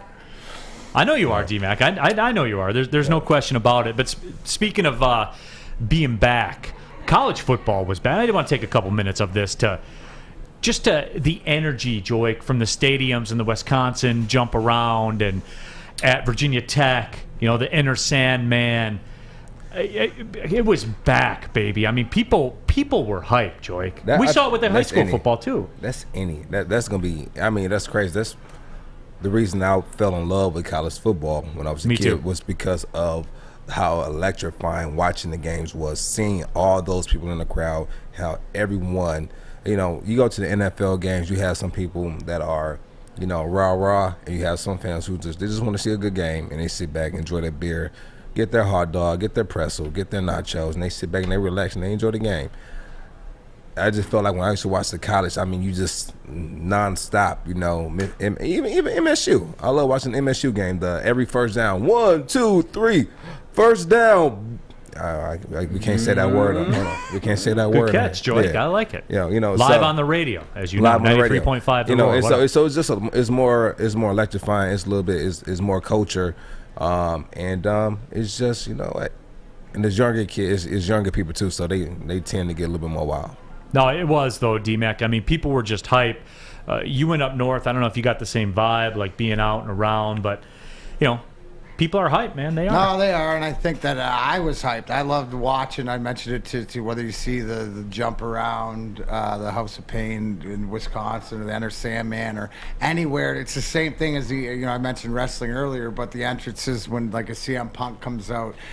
It's because you got such an emotional connection, and I think with the college is that not having live fans there, and to see how impactful it is. I know when I saw pictures of like, Michigan Stadium and stuff, that was a big house, and it sort of brought me back that it was like, some normalcy or some semblance, but to see all the maize and blue, and then to see all the red, and to see everybody across the country getting back into that college mode, I think it's great, because anytime you see thousands and thousands of people doing the same thing, I don't know, it's pretty cool. There's a lot of talk right now. People are fired up about this whole Donda argument. Oh, jeez. They are. I don't know why. One thing, Neal, is because you brought it up about you don't care what type of guy he is, you don't want him to raise your kids. Chuck Brewer nailed it, right? He has to be a good teammate. Just because he has to be a good teammate. He has to be a good teammate. He's got to be a good teammate. And guys who have distractions and might be selfish or be viewed that they can be good teammates. And they can be great teammates, but if they have to buy in, and if they buy in, then it works. So that's absolutely. But the minute they come in and they're a distraction, or they don't buy into, because what happens is when that distraction comes in, he's coming in to a set piece, so he's got to fill that void, and usually they know coming into it that this is what is expected of them. So that's when it works. When does it cause a divide in the locker room, though? Because to me, here's kind of my uninformed fan. When it becomes selfish, when it's your personal, when you can tell your personal agenda is ahead of the team agenda. And in a hockey dressing room, that's easy to dole out or whatever like that. And you can have that sort of selfishness where sort of guys that that if you get them their points or whatever, they're happier to be around or whatever. But that's just the dichotomy of the dressing room. So at the end of the day, it doesn't matter as long as that person, you feel like they're all in for the team. The minute that they're not, that's when you sever the ties, and that's when the strength of the locker room can ostracize a guy like that and not let him affect you. But aren't they all in, Joique, when they make the catch in the end zone and get 2 feet down with 33 seconds left in the game to give you the win? I mean, that's the ultimate judge, though, right? If you're making those plays, you're making those plays. Now, are you talking about the guys who are bad apples? That are scoring these touchdowns? Yeah, man. I mean, if you're taking care of business, if it's not affecting you on the field of play, and it's not throwing you under the bus, where the media is going to go to Joique and say, "Oh, Joique, what do you think about what type of play Ron Simmons?" What type of play are you talking about? What now? Is he out there catching the ball and making plays? He's making plays, man. That's not what makes you a good teammate. A good teammate is a person that's selfless. A guy is 30 yards down the field. Quarterback throws the ball to him, and you're 30 yards away, but he catches the ball and gets like 5 or 10 more yards. Right, that'll do everything to win. Hold on. A good teammate is a person who's on the field who sees that, and by the time he's ready to get up, I'm there to pick him up off the ground. Not because no matter how tired I am, gassed, I'm gonna run over there, I'm gonna pick you up, because you don't know what's going on at the bottom of that pile. That's a good teammate. A person who's for self, he's going to save his energy. He's not going to run over there to pick up his teammate. He's not going to block for his teammate. So he's just going to catch the ball, and he's not going to block. So a running back can't run down. A receiver doesn't want to block. I'm going to run the ball to his side and get tackled by the corner, or the corner going to force me to turn up. So that's not what makes a good teammate. And that can cause divisiveness in that locker room. And now halftime, that running back and that receiver is going to have it out. Like, what are you doing? You know what I'm saying? Like, all these different things, because, like, you got to get that block. And now we're going to have a talk when we get in our locker room, And depending on that conversation is going to depend what happens next. And so, like, no, that's not what all you need on the football field, just catching the ball and making plays. That's not what's it. You know, and so but with 33 seconds left, down by 5. If we're just throwing the ball up, yes, but at the end of the day, is that the only time you're gonna make a play? You got, I mean, it's 3 quarters before that fourth quarter. It's 3 quarters before that fourth quarter. What's going to happen between that fourth quarter and that first quarter, between that last play of the game? What's going to happen? Are you in that position to make a play to win it? Or is it so much negativity in that locker room that, you know, you just see the chemistry's off?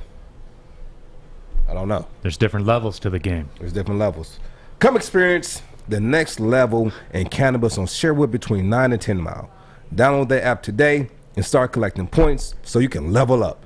Search Enjoy Levels in your Apple or Google Play stores right now, and make sure when you stop by Levels today, mention Woodward Sports sent you. And better yet, let them know that Artemis sent you. Flint's very own, Detroit's very own, Holly's very own, everywhere very own.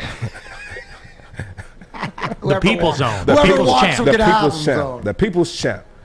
Go check out Levels. Joique Bell, Neal Ruhl, Darren McCarty. Stay tuned. Woodward Sports. Big D energy.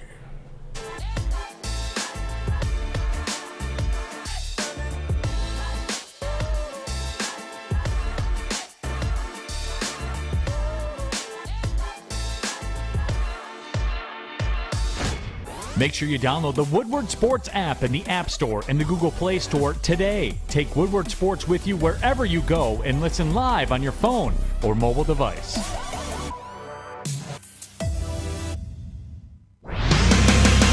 Back at it here, Big D Energy, Woodward Sports Network. Also, Big What Up, though. If you're listening on the radio, 93.5, The Roar, 99.1 FM, or 94.7 HD2, WCSX. We're all over the place, guys. However you're watching, listening to the show, certainly we're grateful that you are. My name is Neal Ruhl. He's Joique Bell. D-Mac, Darren McCarty, 4-time Stanley Cup champion, man of the people as well. Big D Energy. I like that. Smooth, Joique. Yeah, smooth. I like that.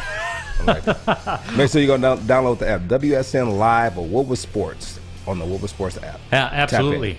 Tap in. And while you're at it, remember, Woodward Sports is your home for some of the very best high school football in the state of Michigan. Coming up this Friday night at 7 o'clock, Harper Woods, Orchard Lake St. Mary's, both 2-0. It's a Week 3 clash, so make sure you check it out on Facebook, YouTube, and Twitter. Again, the very best high school football matchups. And you know, if Orchard Lake St. Mary's is in the mix, then you're going to have a good high school football game, and certainly we will. Shout out to the Fraser Ramblers, 2-0 also. Popped Cuzno, 60-6. Ooh. I was on 60-6. I was on the PA for it. I was running out of ways to say touchdown. Well, that's all good. Got to be a sort of a good thing sometimes, especially if you're doing hilarious. the home team. It was funny. So I'm watching the game. Team's up 60-something to 14, wherever it is. And it was a home game for them, and they were losing like that at home. And the announcer just in the middle of the thing said, "Hey, the concession's about to close. Somebody bring me up here some Skittles. I'm getting home." The purple pack.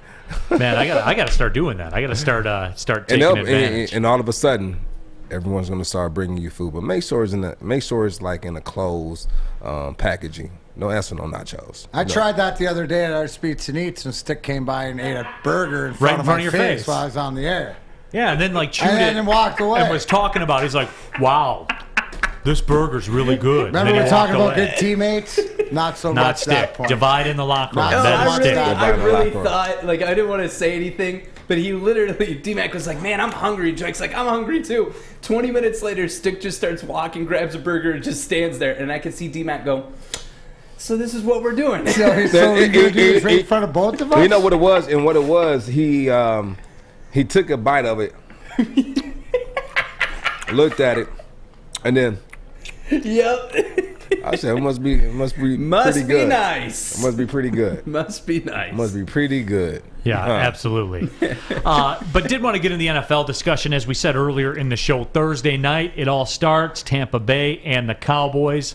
We are live at the MyBookie studio, so I will take that opportunity to tell you Tampa Bay 7.5-point favorite. Over-under is 52. Jerry Jones holding out hope that Zach Martin can play, who tested positive for COVID. Yeah. I thought this was like a formula, right? Like I thought there was like a time window, like a specific 10-day. You're out if you don't have like the vaccine. I don't. What do you mean? What do you mean you're holding out hope? How does the math work out? Am I done with this or what? So my question is, when did he test positive? Yeah, I don't know the exact date. And then the thing is, he's hoping that he can test negative twice in a row. This is what he said exactly. He said he could play.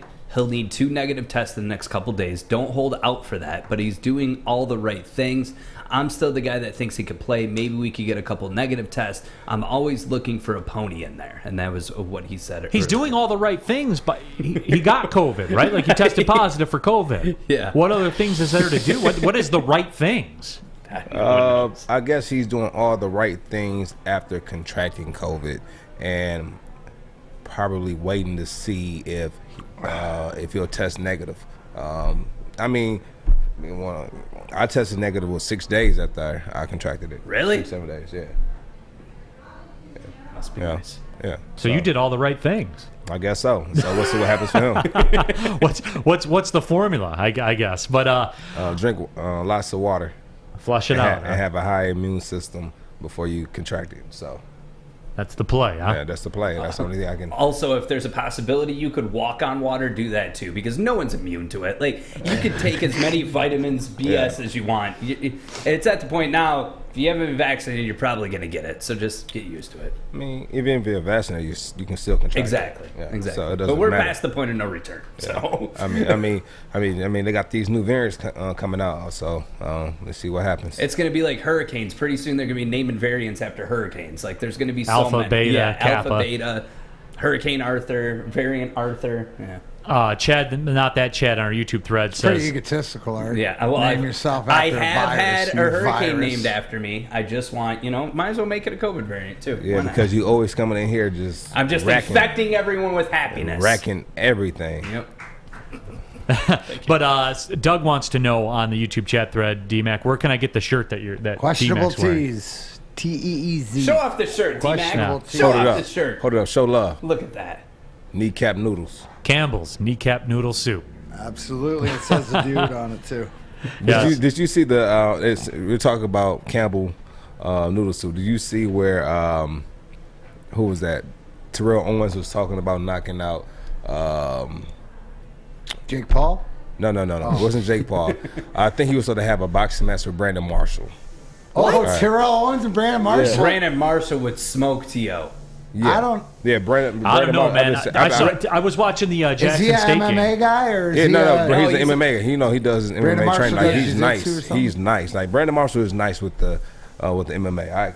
With the training. He also is one of the most intelligent people to go from a career to being a columnist, being a podcaster. I have the utmost respect for him, but he would smoke T.O. Like, he would smoke T.O. It'd be no competition. I'm just saying, though, T.O. was on the T.O.'s sideline huge, at the though. Jackson State game this weekend with Coach Prime. T.O.'s jacked. Yeah, he's still looking cut. Yeah, I could be jacked too if I used HGH. Like, everybody could be jacked. But he said that he would knock the Campbell soup out of McNabb. He said he would knock the Campbell soup out of McNabb. With the utmost respect. Nine Drinks wants to know if Stick was Respectfully. eating a Beyond Burger. It No, wasn't- Stick's not a Beyond Burger kind of No, guy. I don't think he is. No, that's why when he was eating it, Joique really, because Joique was cool. into was cool. joints. But to me, it was just like sort of like I could I saw him taste eating it. I was like, "Are you gonna bring us anything to eat though? Like, go down the street and see if they got any Beyond." I asked him if they had any Beyond Burgers on the thing. I said, "Do you have any Beyond Burgers down there?" He said, and he looked. You really think they're gonna have Beyond Burgers down there? I'm like, I mean, change it with the times. I know we're a little bit slow here, but like, It was just the look on all of your guys' faces because I noticed that you noticed he was eating. You're just like, so we're really doing this. That's what we're doing. No, absolutely. Rax says it's been a great main event today between the Joique or Not and the Rule Breaker with special guest referee D-Mac. Great show today, fellas. We have been mixing it up a little bit more, Joique. Yeah, I like it, though. A little bit.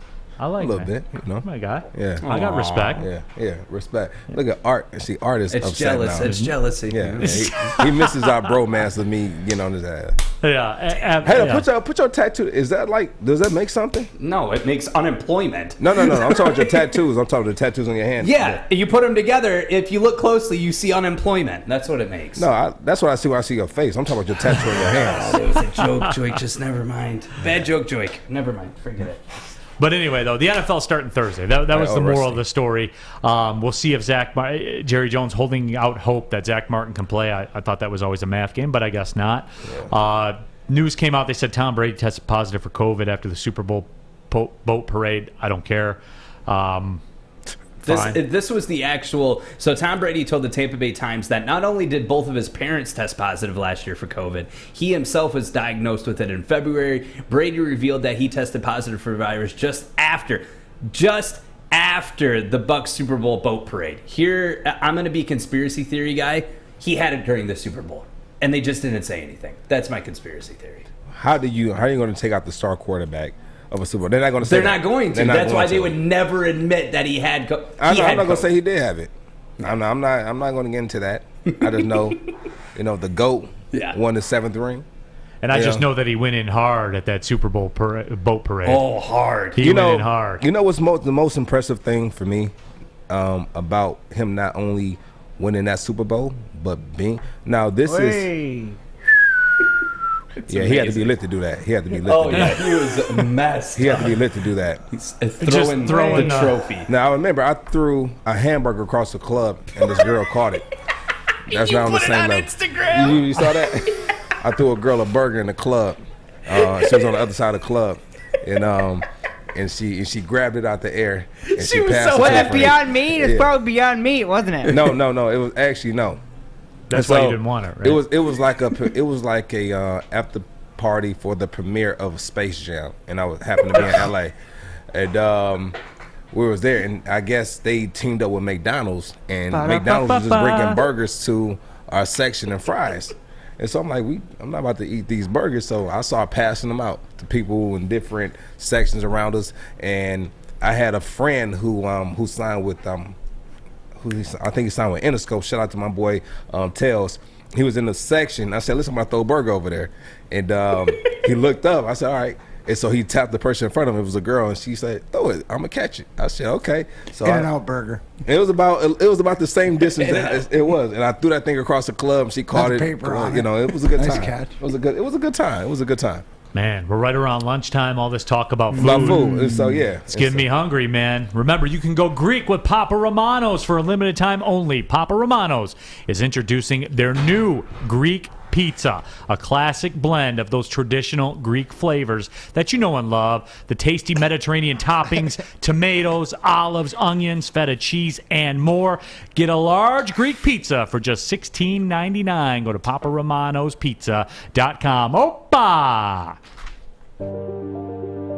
I'm looking to bring on another HVAC tech right now. We are recruiting 5 to 10 techs a month. We're looking to grow and expand. Every new tech we hire is from Northwestern Tech. The hands-on training is fantastic. They're always my first call. We love hiring Northwestern Tech grads. They come out trained and ready to work. Our program is only 10.5 months, and our next classes are starting soon. So why wait? I'm looking to hire a graduate of Northwestern Tech. Northwestern Tech. Northwestern Tech. Northwestern Tech.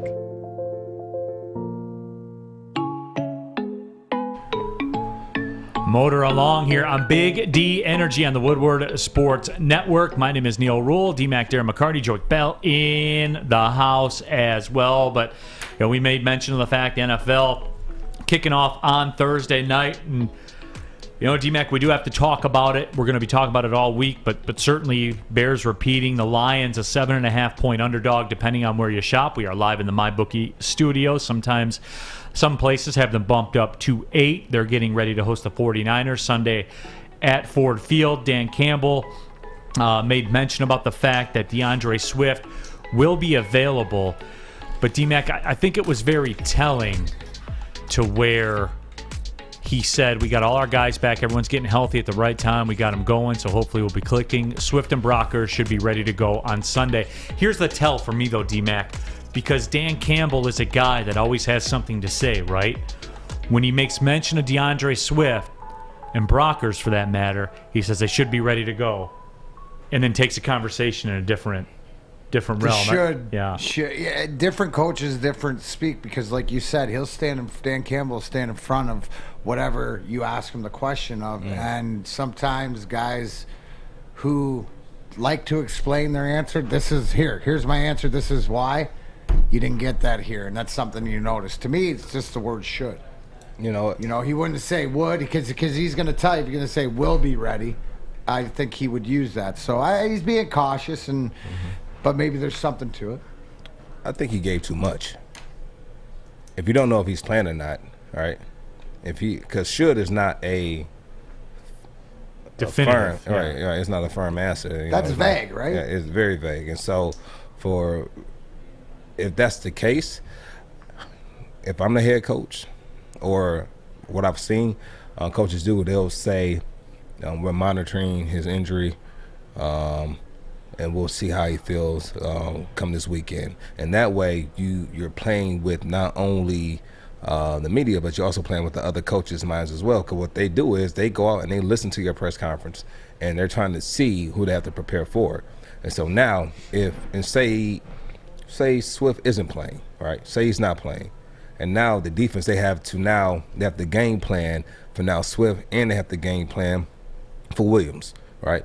And so now they have to do a little bit more. But, they can go watch the press conference, see that he's not playing. They can just focus solely on, prepping for Jefferson and for Williams. And so I think he gave a little bit too much if he's not sure he's playing. But in my head, I think he knows that he's playing.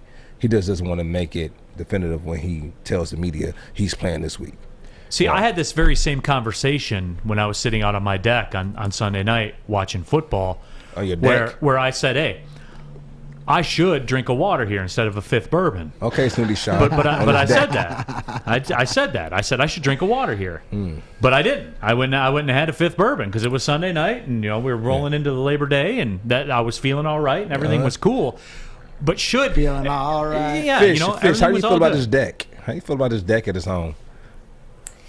I have several decks, actually. I bought another house in Lithuania. Have you been to Lithuania, any of you? No, I've never been there. Is that where Neal lives?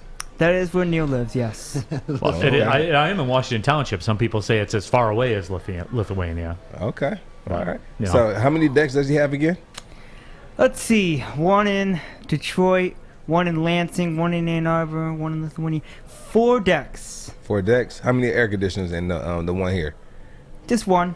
Just one air conditioner? Yep. Okay, all right. All right. But anyway, though, so, but again, though, it's just I'm not getting a good vibe because, look, let's be real. DeAndre Swift, for the many reasons we talked about, D-Mac, earlier this year, earlier through training camp, DeAndre Swift is going to be one of these people that have to hit, one of these guys that have to hit if this Lions team wants to get to where they want to go. Because what you have from what we've seen the flashes of, now, yes, staying healthy has been a problem, but DeAndre Swift has to be a guy. He's got to be a guy, and he's got to be able to play. I'm not getting a good vibe, man. No, and proof's in the pudding. Hopefully he's getting healthy, and it's about whether he's healthy or he's durable or whatever. But Hawkinson's your number 1 receiver. You look at Swift as your number 2 out of the backfield, and then any one of your wide receivers, Cephas or Williams, as your 3, which is backwards. So we've been talking all along about the offensive line, about protecting Jared Goff, keeping him upright, and it comes with the tight ends and the play action, and Swift's a huge part of this, and he was always a huge part of it. So, yeah, you can be skeptical. The big thing is that plus 7.5 right now. I got to think this line is going to go to 8. 8.5, maybe even 9 before it which starts. That's the way it's trending because depending on where you shop, it has moved in that direction.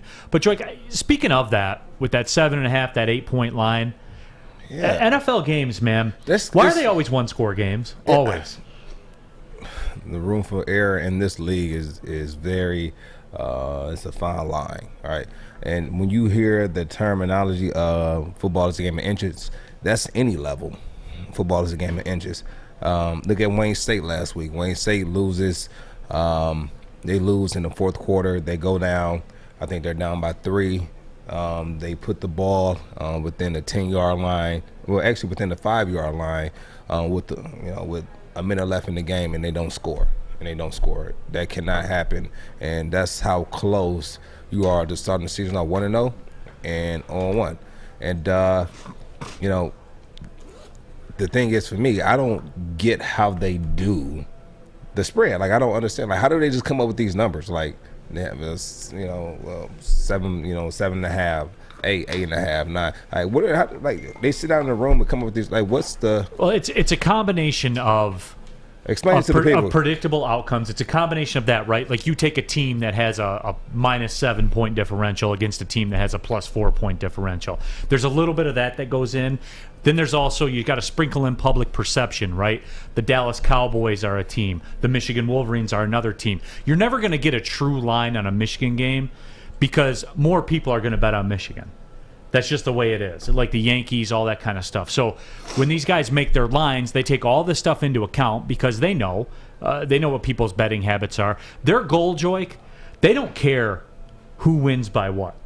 Their goal is to have $1 million bet on one team and $1 million bet on the other team because they get 10% on the losses. Anyone who loses, you essentially, in theory, you're paying 10%. You have to bet 110 to win 100, right? That's what the bet works. They want the money to be equal on both sides. They take their 10% on the losing bets, and that's what they want. That's all they want. If they had it up to them, they would just leave it the same for both sides. But that's why they move a line. They move a line because the money's getting out of whack. They want you to bet the other side to bring it back closer to even. So it's a combination of predicted outcome versus public sentiment versus what they need, the outcome that they need. That's kind of a crash. Another way you can make money? Work a job. Start a business. Invest your money in yourself. I don't know. I just never been a huge bettor. I've never done it. I'm not about to chance my hard-earned money on other people. That's just my perception. That's just how I think. I don't know. Joique, you realize you're not supposed to put $2 million on one game. You're supposed to put like 5 here, 5 here, 5 here. I understand that. And I think I would, if I had someone who can sit down with me and show me and kind of teach me how to do it, and I can have I can have knowledge, I can know exactly what I'm doing, I would think about putting up $100. I would think about it. I'll think about it. Going deep in the streets, man. Yeah, I'll throw a couple dollars on it. I'm not going crazy. You're not going in all the way on it? No, I go to the casinos, and I take out like a certain, just for fun, just to go out there. And, if I win, I win. If I lose, I lose. But it's a set number. I don't play with nothing more. And I haven't done that in years. Well, and that's the point of it, too. I mean, you're not supposed to be out there betting the grocery money or the mortgage money or anything like that. That's the point of it. Okay.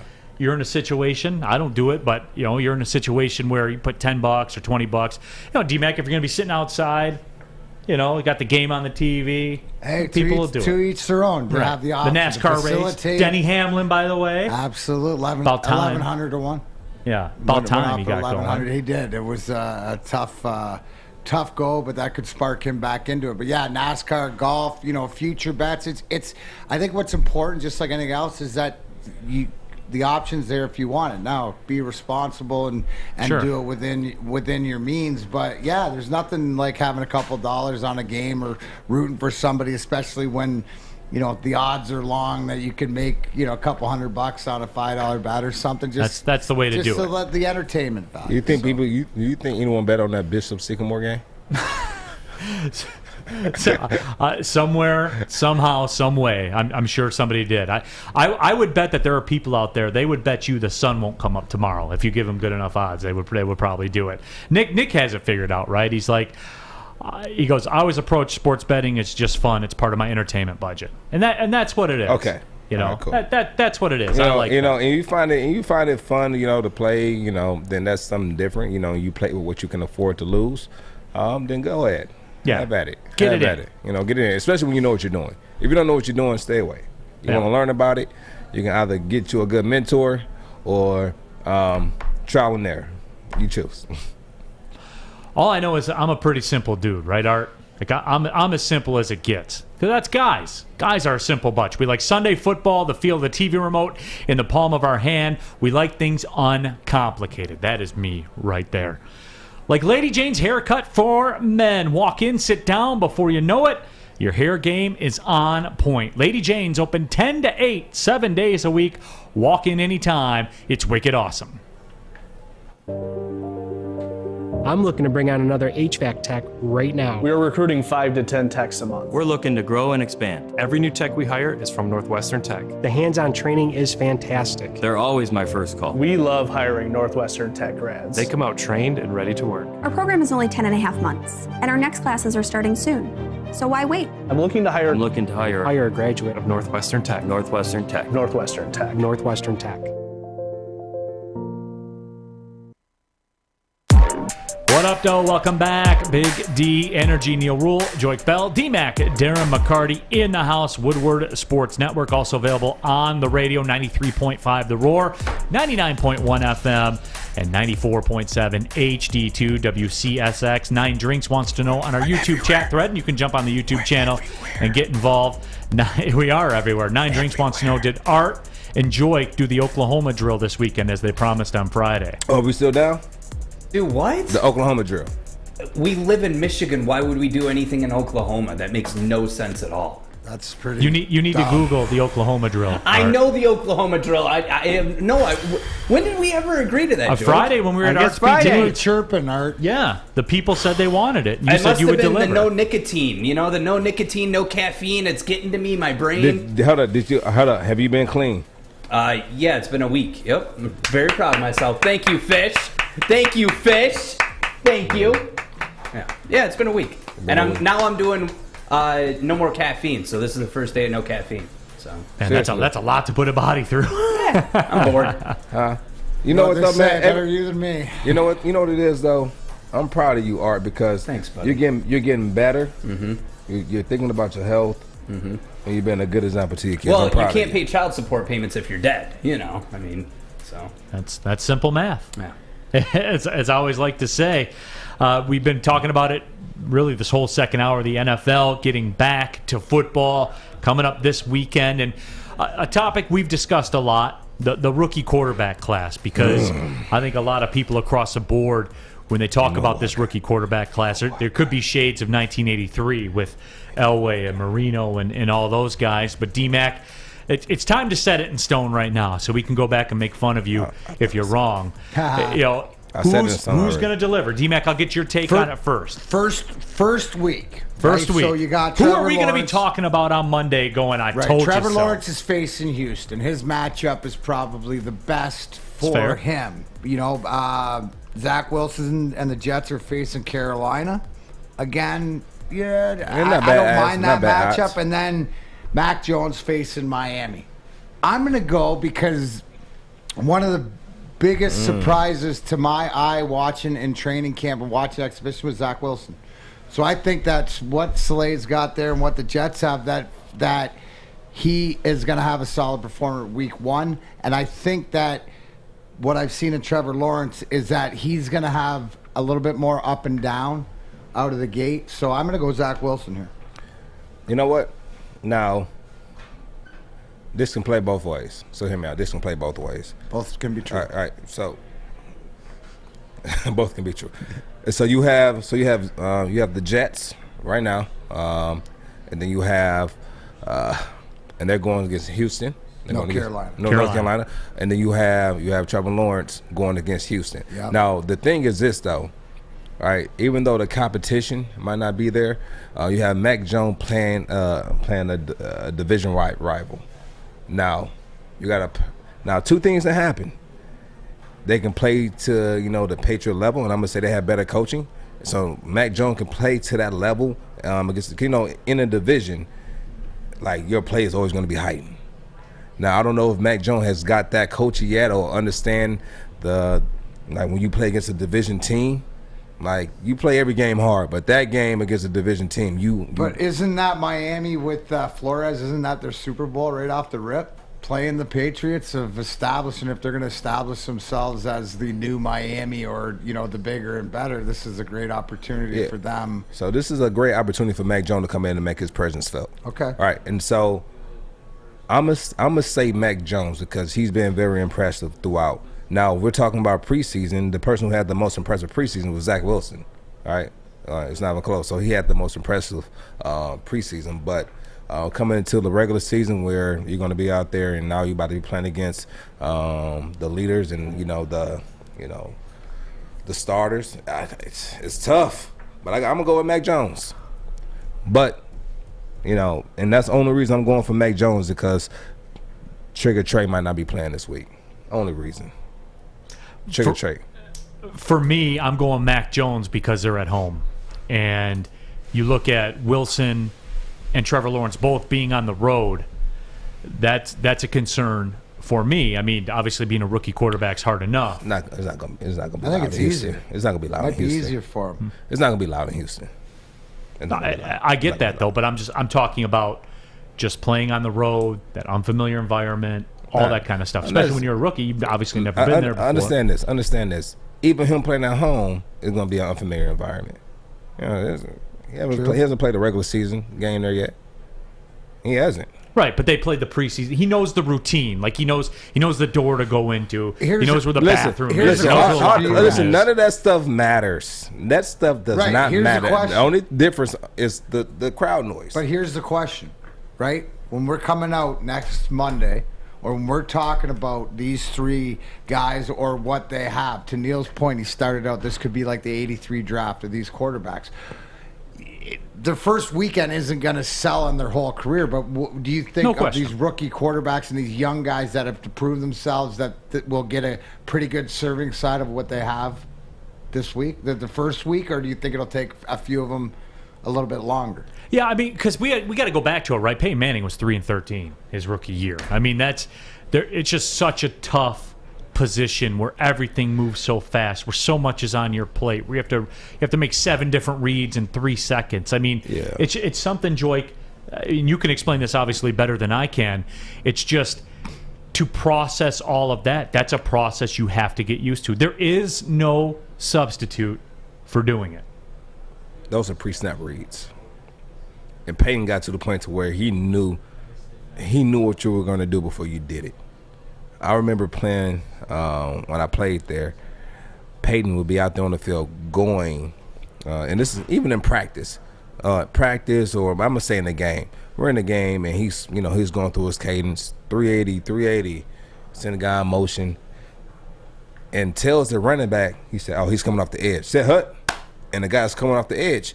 And before, and the guy's not even looking, but like that's how good Peyton was.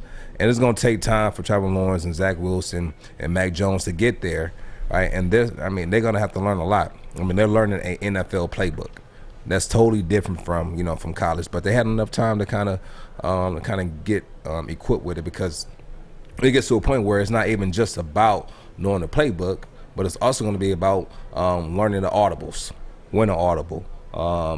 What plays goes with what, and so what coaches usually do is they either give you 2 options. They give you a can option. It could be a run, and you can can it, boom, and go to this pass, and you just can it if you see a certain look. With Peyton, he did that as well, but he didn't have to do it. He can just call it on the fly. That's great. True pro. And that's have the people understand that, Joique, just how different he was. Even the best quarterbacks now. I mean, just how different Peyton Manning was. Yeah, for me, like in a big moment, Peyton Manning wasn't the best big moment quarterback of all time. But with all that being said, he was next level cerebrally as far as the game is concerned. That what kept him in the game longer than what he probably should have been. Right. Well, was his knowledge of the game. And then even though he went 3-13 his rookie year, you got to think of his lineage, the people he can, his father played and was able to probably kind of coach him up. Oh, this is what you do. It's okay. It's fine. Everyone can have those type of seasons. This is how you bounce back from it. Do these guys have that type of coaching? I mean, he was prepping for this moment probably from birth, And so it's funny how when I was there, when we have these away games, we'll have like your families there. Or during training camp, you have your families there, and say the kids are running in the hallway. Peyton, I would hear stories of Peyton coming out in the hallway said, "Hey man, get those babies to quiet down," and then quiet. Shut that baby up. Shut that baby up. Who bought that baby? And it was funny. They said when he had his children, he was all for the family, bringing the families up and enjoying that time with the family. So it's kind of funny how you having your little ones can change your whole thought process on how you kind of dissect things. So that was funny to hear that, because on the field, he held you accountable. And some of the things I saw him do on the field, as far as holding players accountable, I was just like, I don't want to mess up when I'm out there with him. What Art? I hate when you do that. I'm trying to get a hold of Neal, and it has nothing to do with you. I saw your hand. I saw your hand up. I know, but because you're so used to being. It wasn't your hand. It was your thumb. It was my thumb. Thank you. That's right. But Neal, maybe you could tell us about the great giveaway that we're doing. Absolutely, Art. We're talking NFL football. NFL football's back here in Detroit on Sunday. We're giving away front row seats to see your Detroit Lions against the San Francisco 49ers. Follow at Woodward Sports and Big D Energy on Twitter. Tag 3 friends and retweet it. Get them to retweet it. And you'll have a shot at getting front row seats to the Lions 49ers game this Sunday. NFL football is back. Jared Goff is back. The Jared Goff era begins for the Honolulu Blue and Silver. You could be there sitting front row. Courtesy of Woodward Sports Network. We'll be right back. VIP. Tony is a third-generation logger that has a simple, practical approach to life and work. That's why his Coast DX342 knife is perfect for him. The stainless steel blade is rust-resistant and made for all-weather use.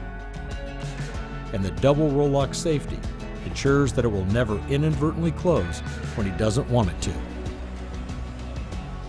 That's why Coast is trusted tough.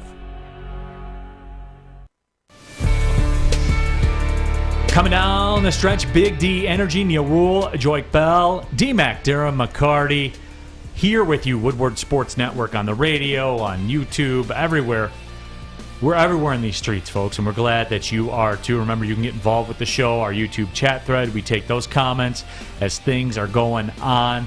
D-Mac, I know you had a special shout-out you wanted to send out there. Yeah, it's it's a tough day, but I think that in memorial, a lot of times we need to recognize the people that we've lost. And in the hockey community, 10 years ago, September 7th, the hockey community lost 43 players of the Lokomotiv Yaroslav hockey team in a tragic plane accident. Today's 10th anniversary. Reflect on those who passed away.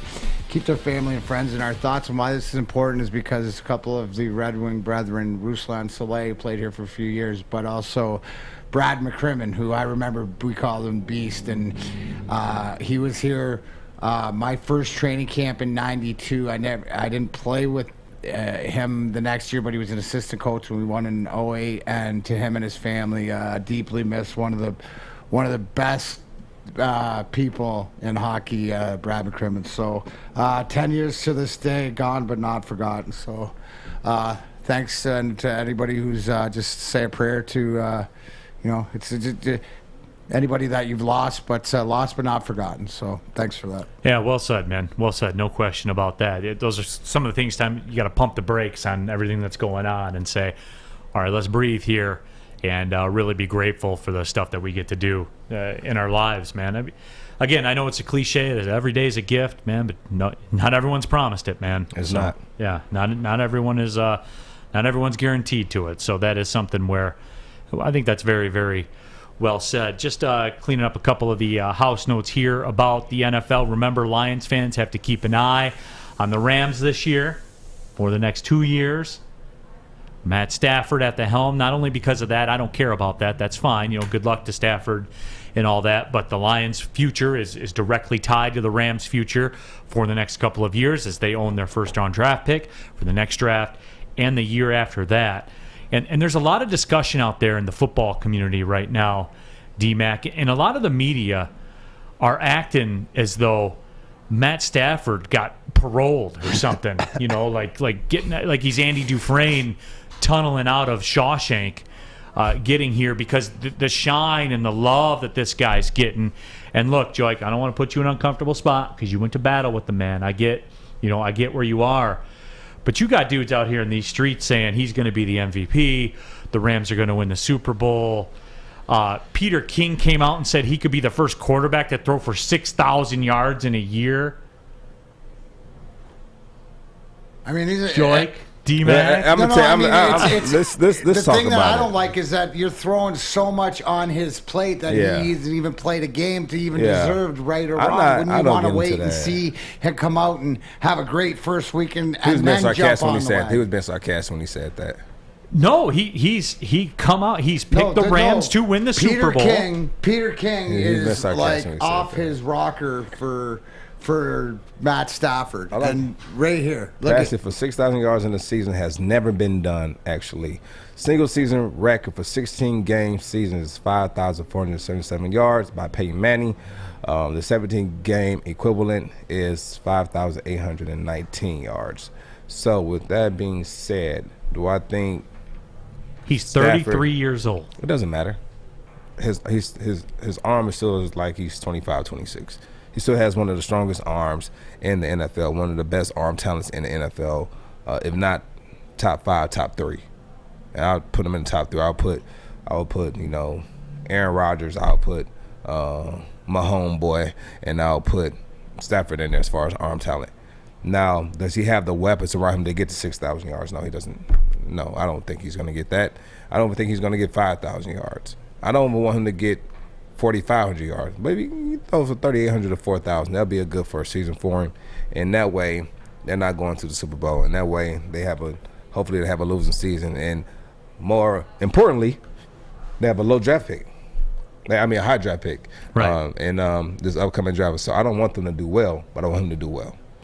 Yeah, I mean, and I didn't even thought about it that way, and that's a very kind of Neal way to think about it. The way you did, started breaking down the receiver core. I didn't even go that because the emotion got high. But when you break it down, I mean, is Robert Woods and Cooper Kupp and Deshaun Jackson, is that the recipe for a 6,000-yard quarterback?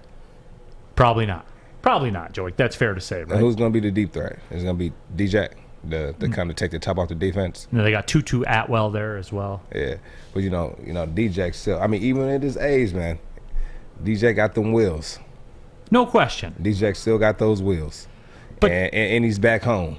Isn't he from Compton? I don't know. Yeah, have to get the research department on that. Yeah. No, but D-Mac, I mean, are you surprised at? Again, I just go back to it. Like, people act like he got out of Shawshank leaving the Lions. Well, I mean, I think that, again, it goes back to our conversation of Detroit versus everybody. But when you're in Detroit, do you not get the rub or the love? But, I don't know.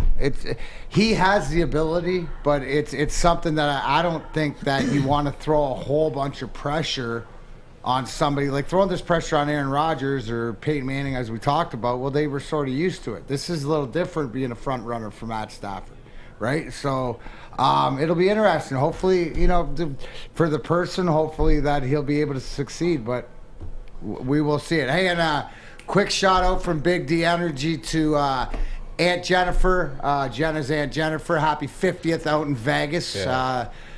Whatever happens in Vegas stays in Vegas, unless you're Art. You bring them all back. So it's all good. Happy birthday. Thank you. And real quick, I want to correct myself. He's not from Compton. He's from L.A., but grew up in Crenshaw. I knew it was a C, but grew up in Crenshaw. So he's basically, he's back home. He's playing for the home team. So I think the same type of intensity, the beast mode brought back when he went back home and played for the Bay. That's what I remember when I played with him in Buffalo. He wanted to get out of Buffalo and get somewhere where he was in a good mental space as far as their environment. And then when he was with Seattle, I talked with him again, and he was telling me he was about to retire. I said, well, if you can go play for any other team, in the NFL? Would you stay? He said, well, if I can go back and I can play for the Raiders, I'll play some more. I want to go back home and play. I said, make smart move. And he ended up going to the Raiders and playing in the Bay before they moved to Vegas. So I think that was, he spoke that into existence. Chad, but not that Chad, says people leave the Lions and all of a sudden they get love. I mean, this has been a love fest. This is... But that's weird. I mean, is that what you have these big players and they leave here and they go to other teams and they have success as a team, right? Sue was one of those guys that I can kind of throw in that, throw his name in a hat for. But Sue had mad success here. Like, the Lions were good. You were on those teams, man. Yeah, we talk were. About that defense all the time. It's historically great defense. But did he get the love he deserved when he was here? Probably not, because we were the bad boys, and he bad attitude, no sportsmanship, versus he was mean. He stomped Aaron Rodgers. Yeah, he was, Sue was a great guy, great teammate. I loved the identity that he brought to that defense. I will say this, like, as a Lions fan, when Sue was here, I felt like the way he played, the whole Aaron Rodgers thing, I was happy that happened because I felt like we were less of a punk then. You know what I'm saying? Yeah. I was happy about that. And by the way, Ryan's reaction says, just so people don't forget, Aaron Rodgers has less Super Bowl rings than Eli Manning, which is true. Yeah, it's true. Very much true. That's big fact. It's you feel like Aaron Rodgers should have won more? I think he should have won more. Yeah, man. He should have won more. I remember he would hold not only his teammates but his coaches accountable. Even with those press conferences he would have, he would go in there. He'll say, "We need to do some reevaluating." And I'm kind of paraphrasing. We need to do some reevaluating with the players, with the coaches, because something has to give. Absolutely. And so that's one thing I liked about Aaron Rodgers, that he held himself and his team accountable. Yeah, appreciate everybody chiming in, commenting, texting, the tweets, all of it. Big thanks to all of you guys for listening. Big thanks to Art and Fish as well for holding things down. Until tomorrow, he's Joique Bell. He's Darren McCarty. My name is Neal Ruhl. Thanks for watching Big D Energy, everyone. Gang, gang. Well, see you later.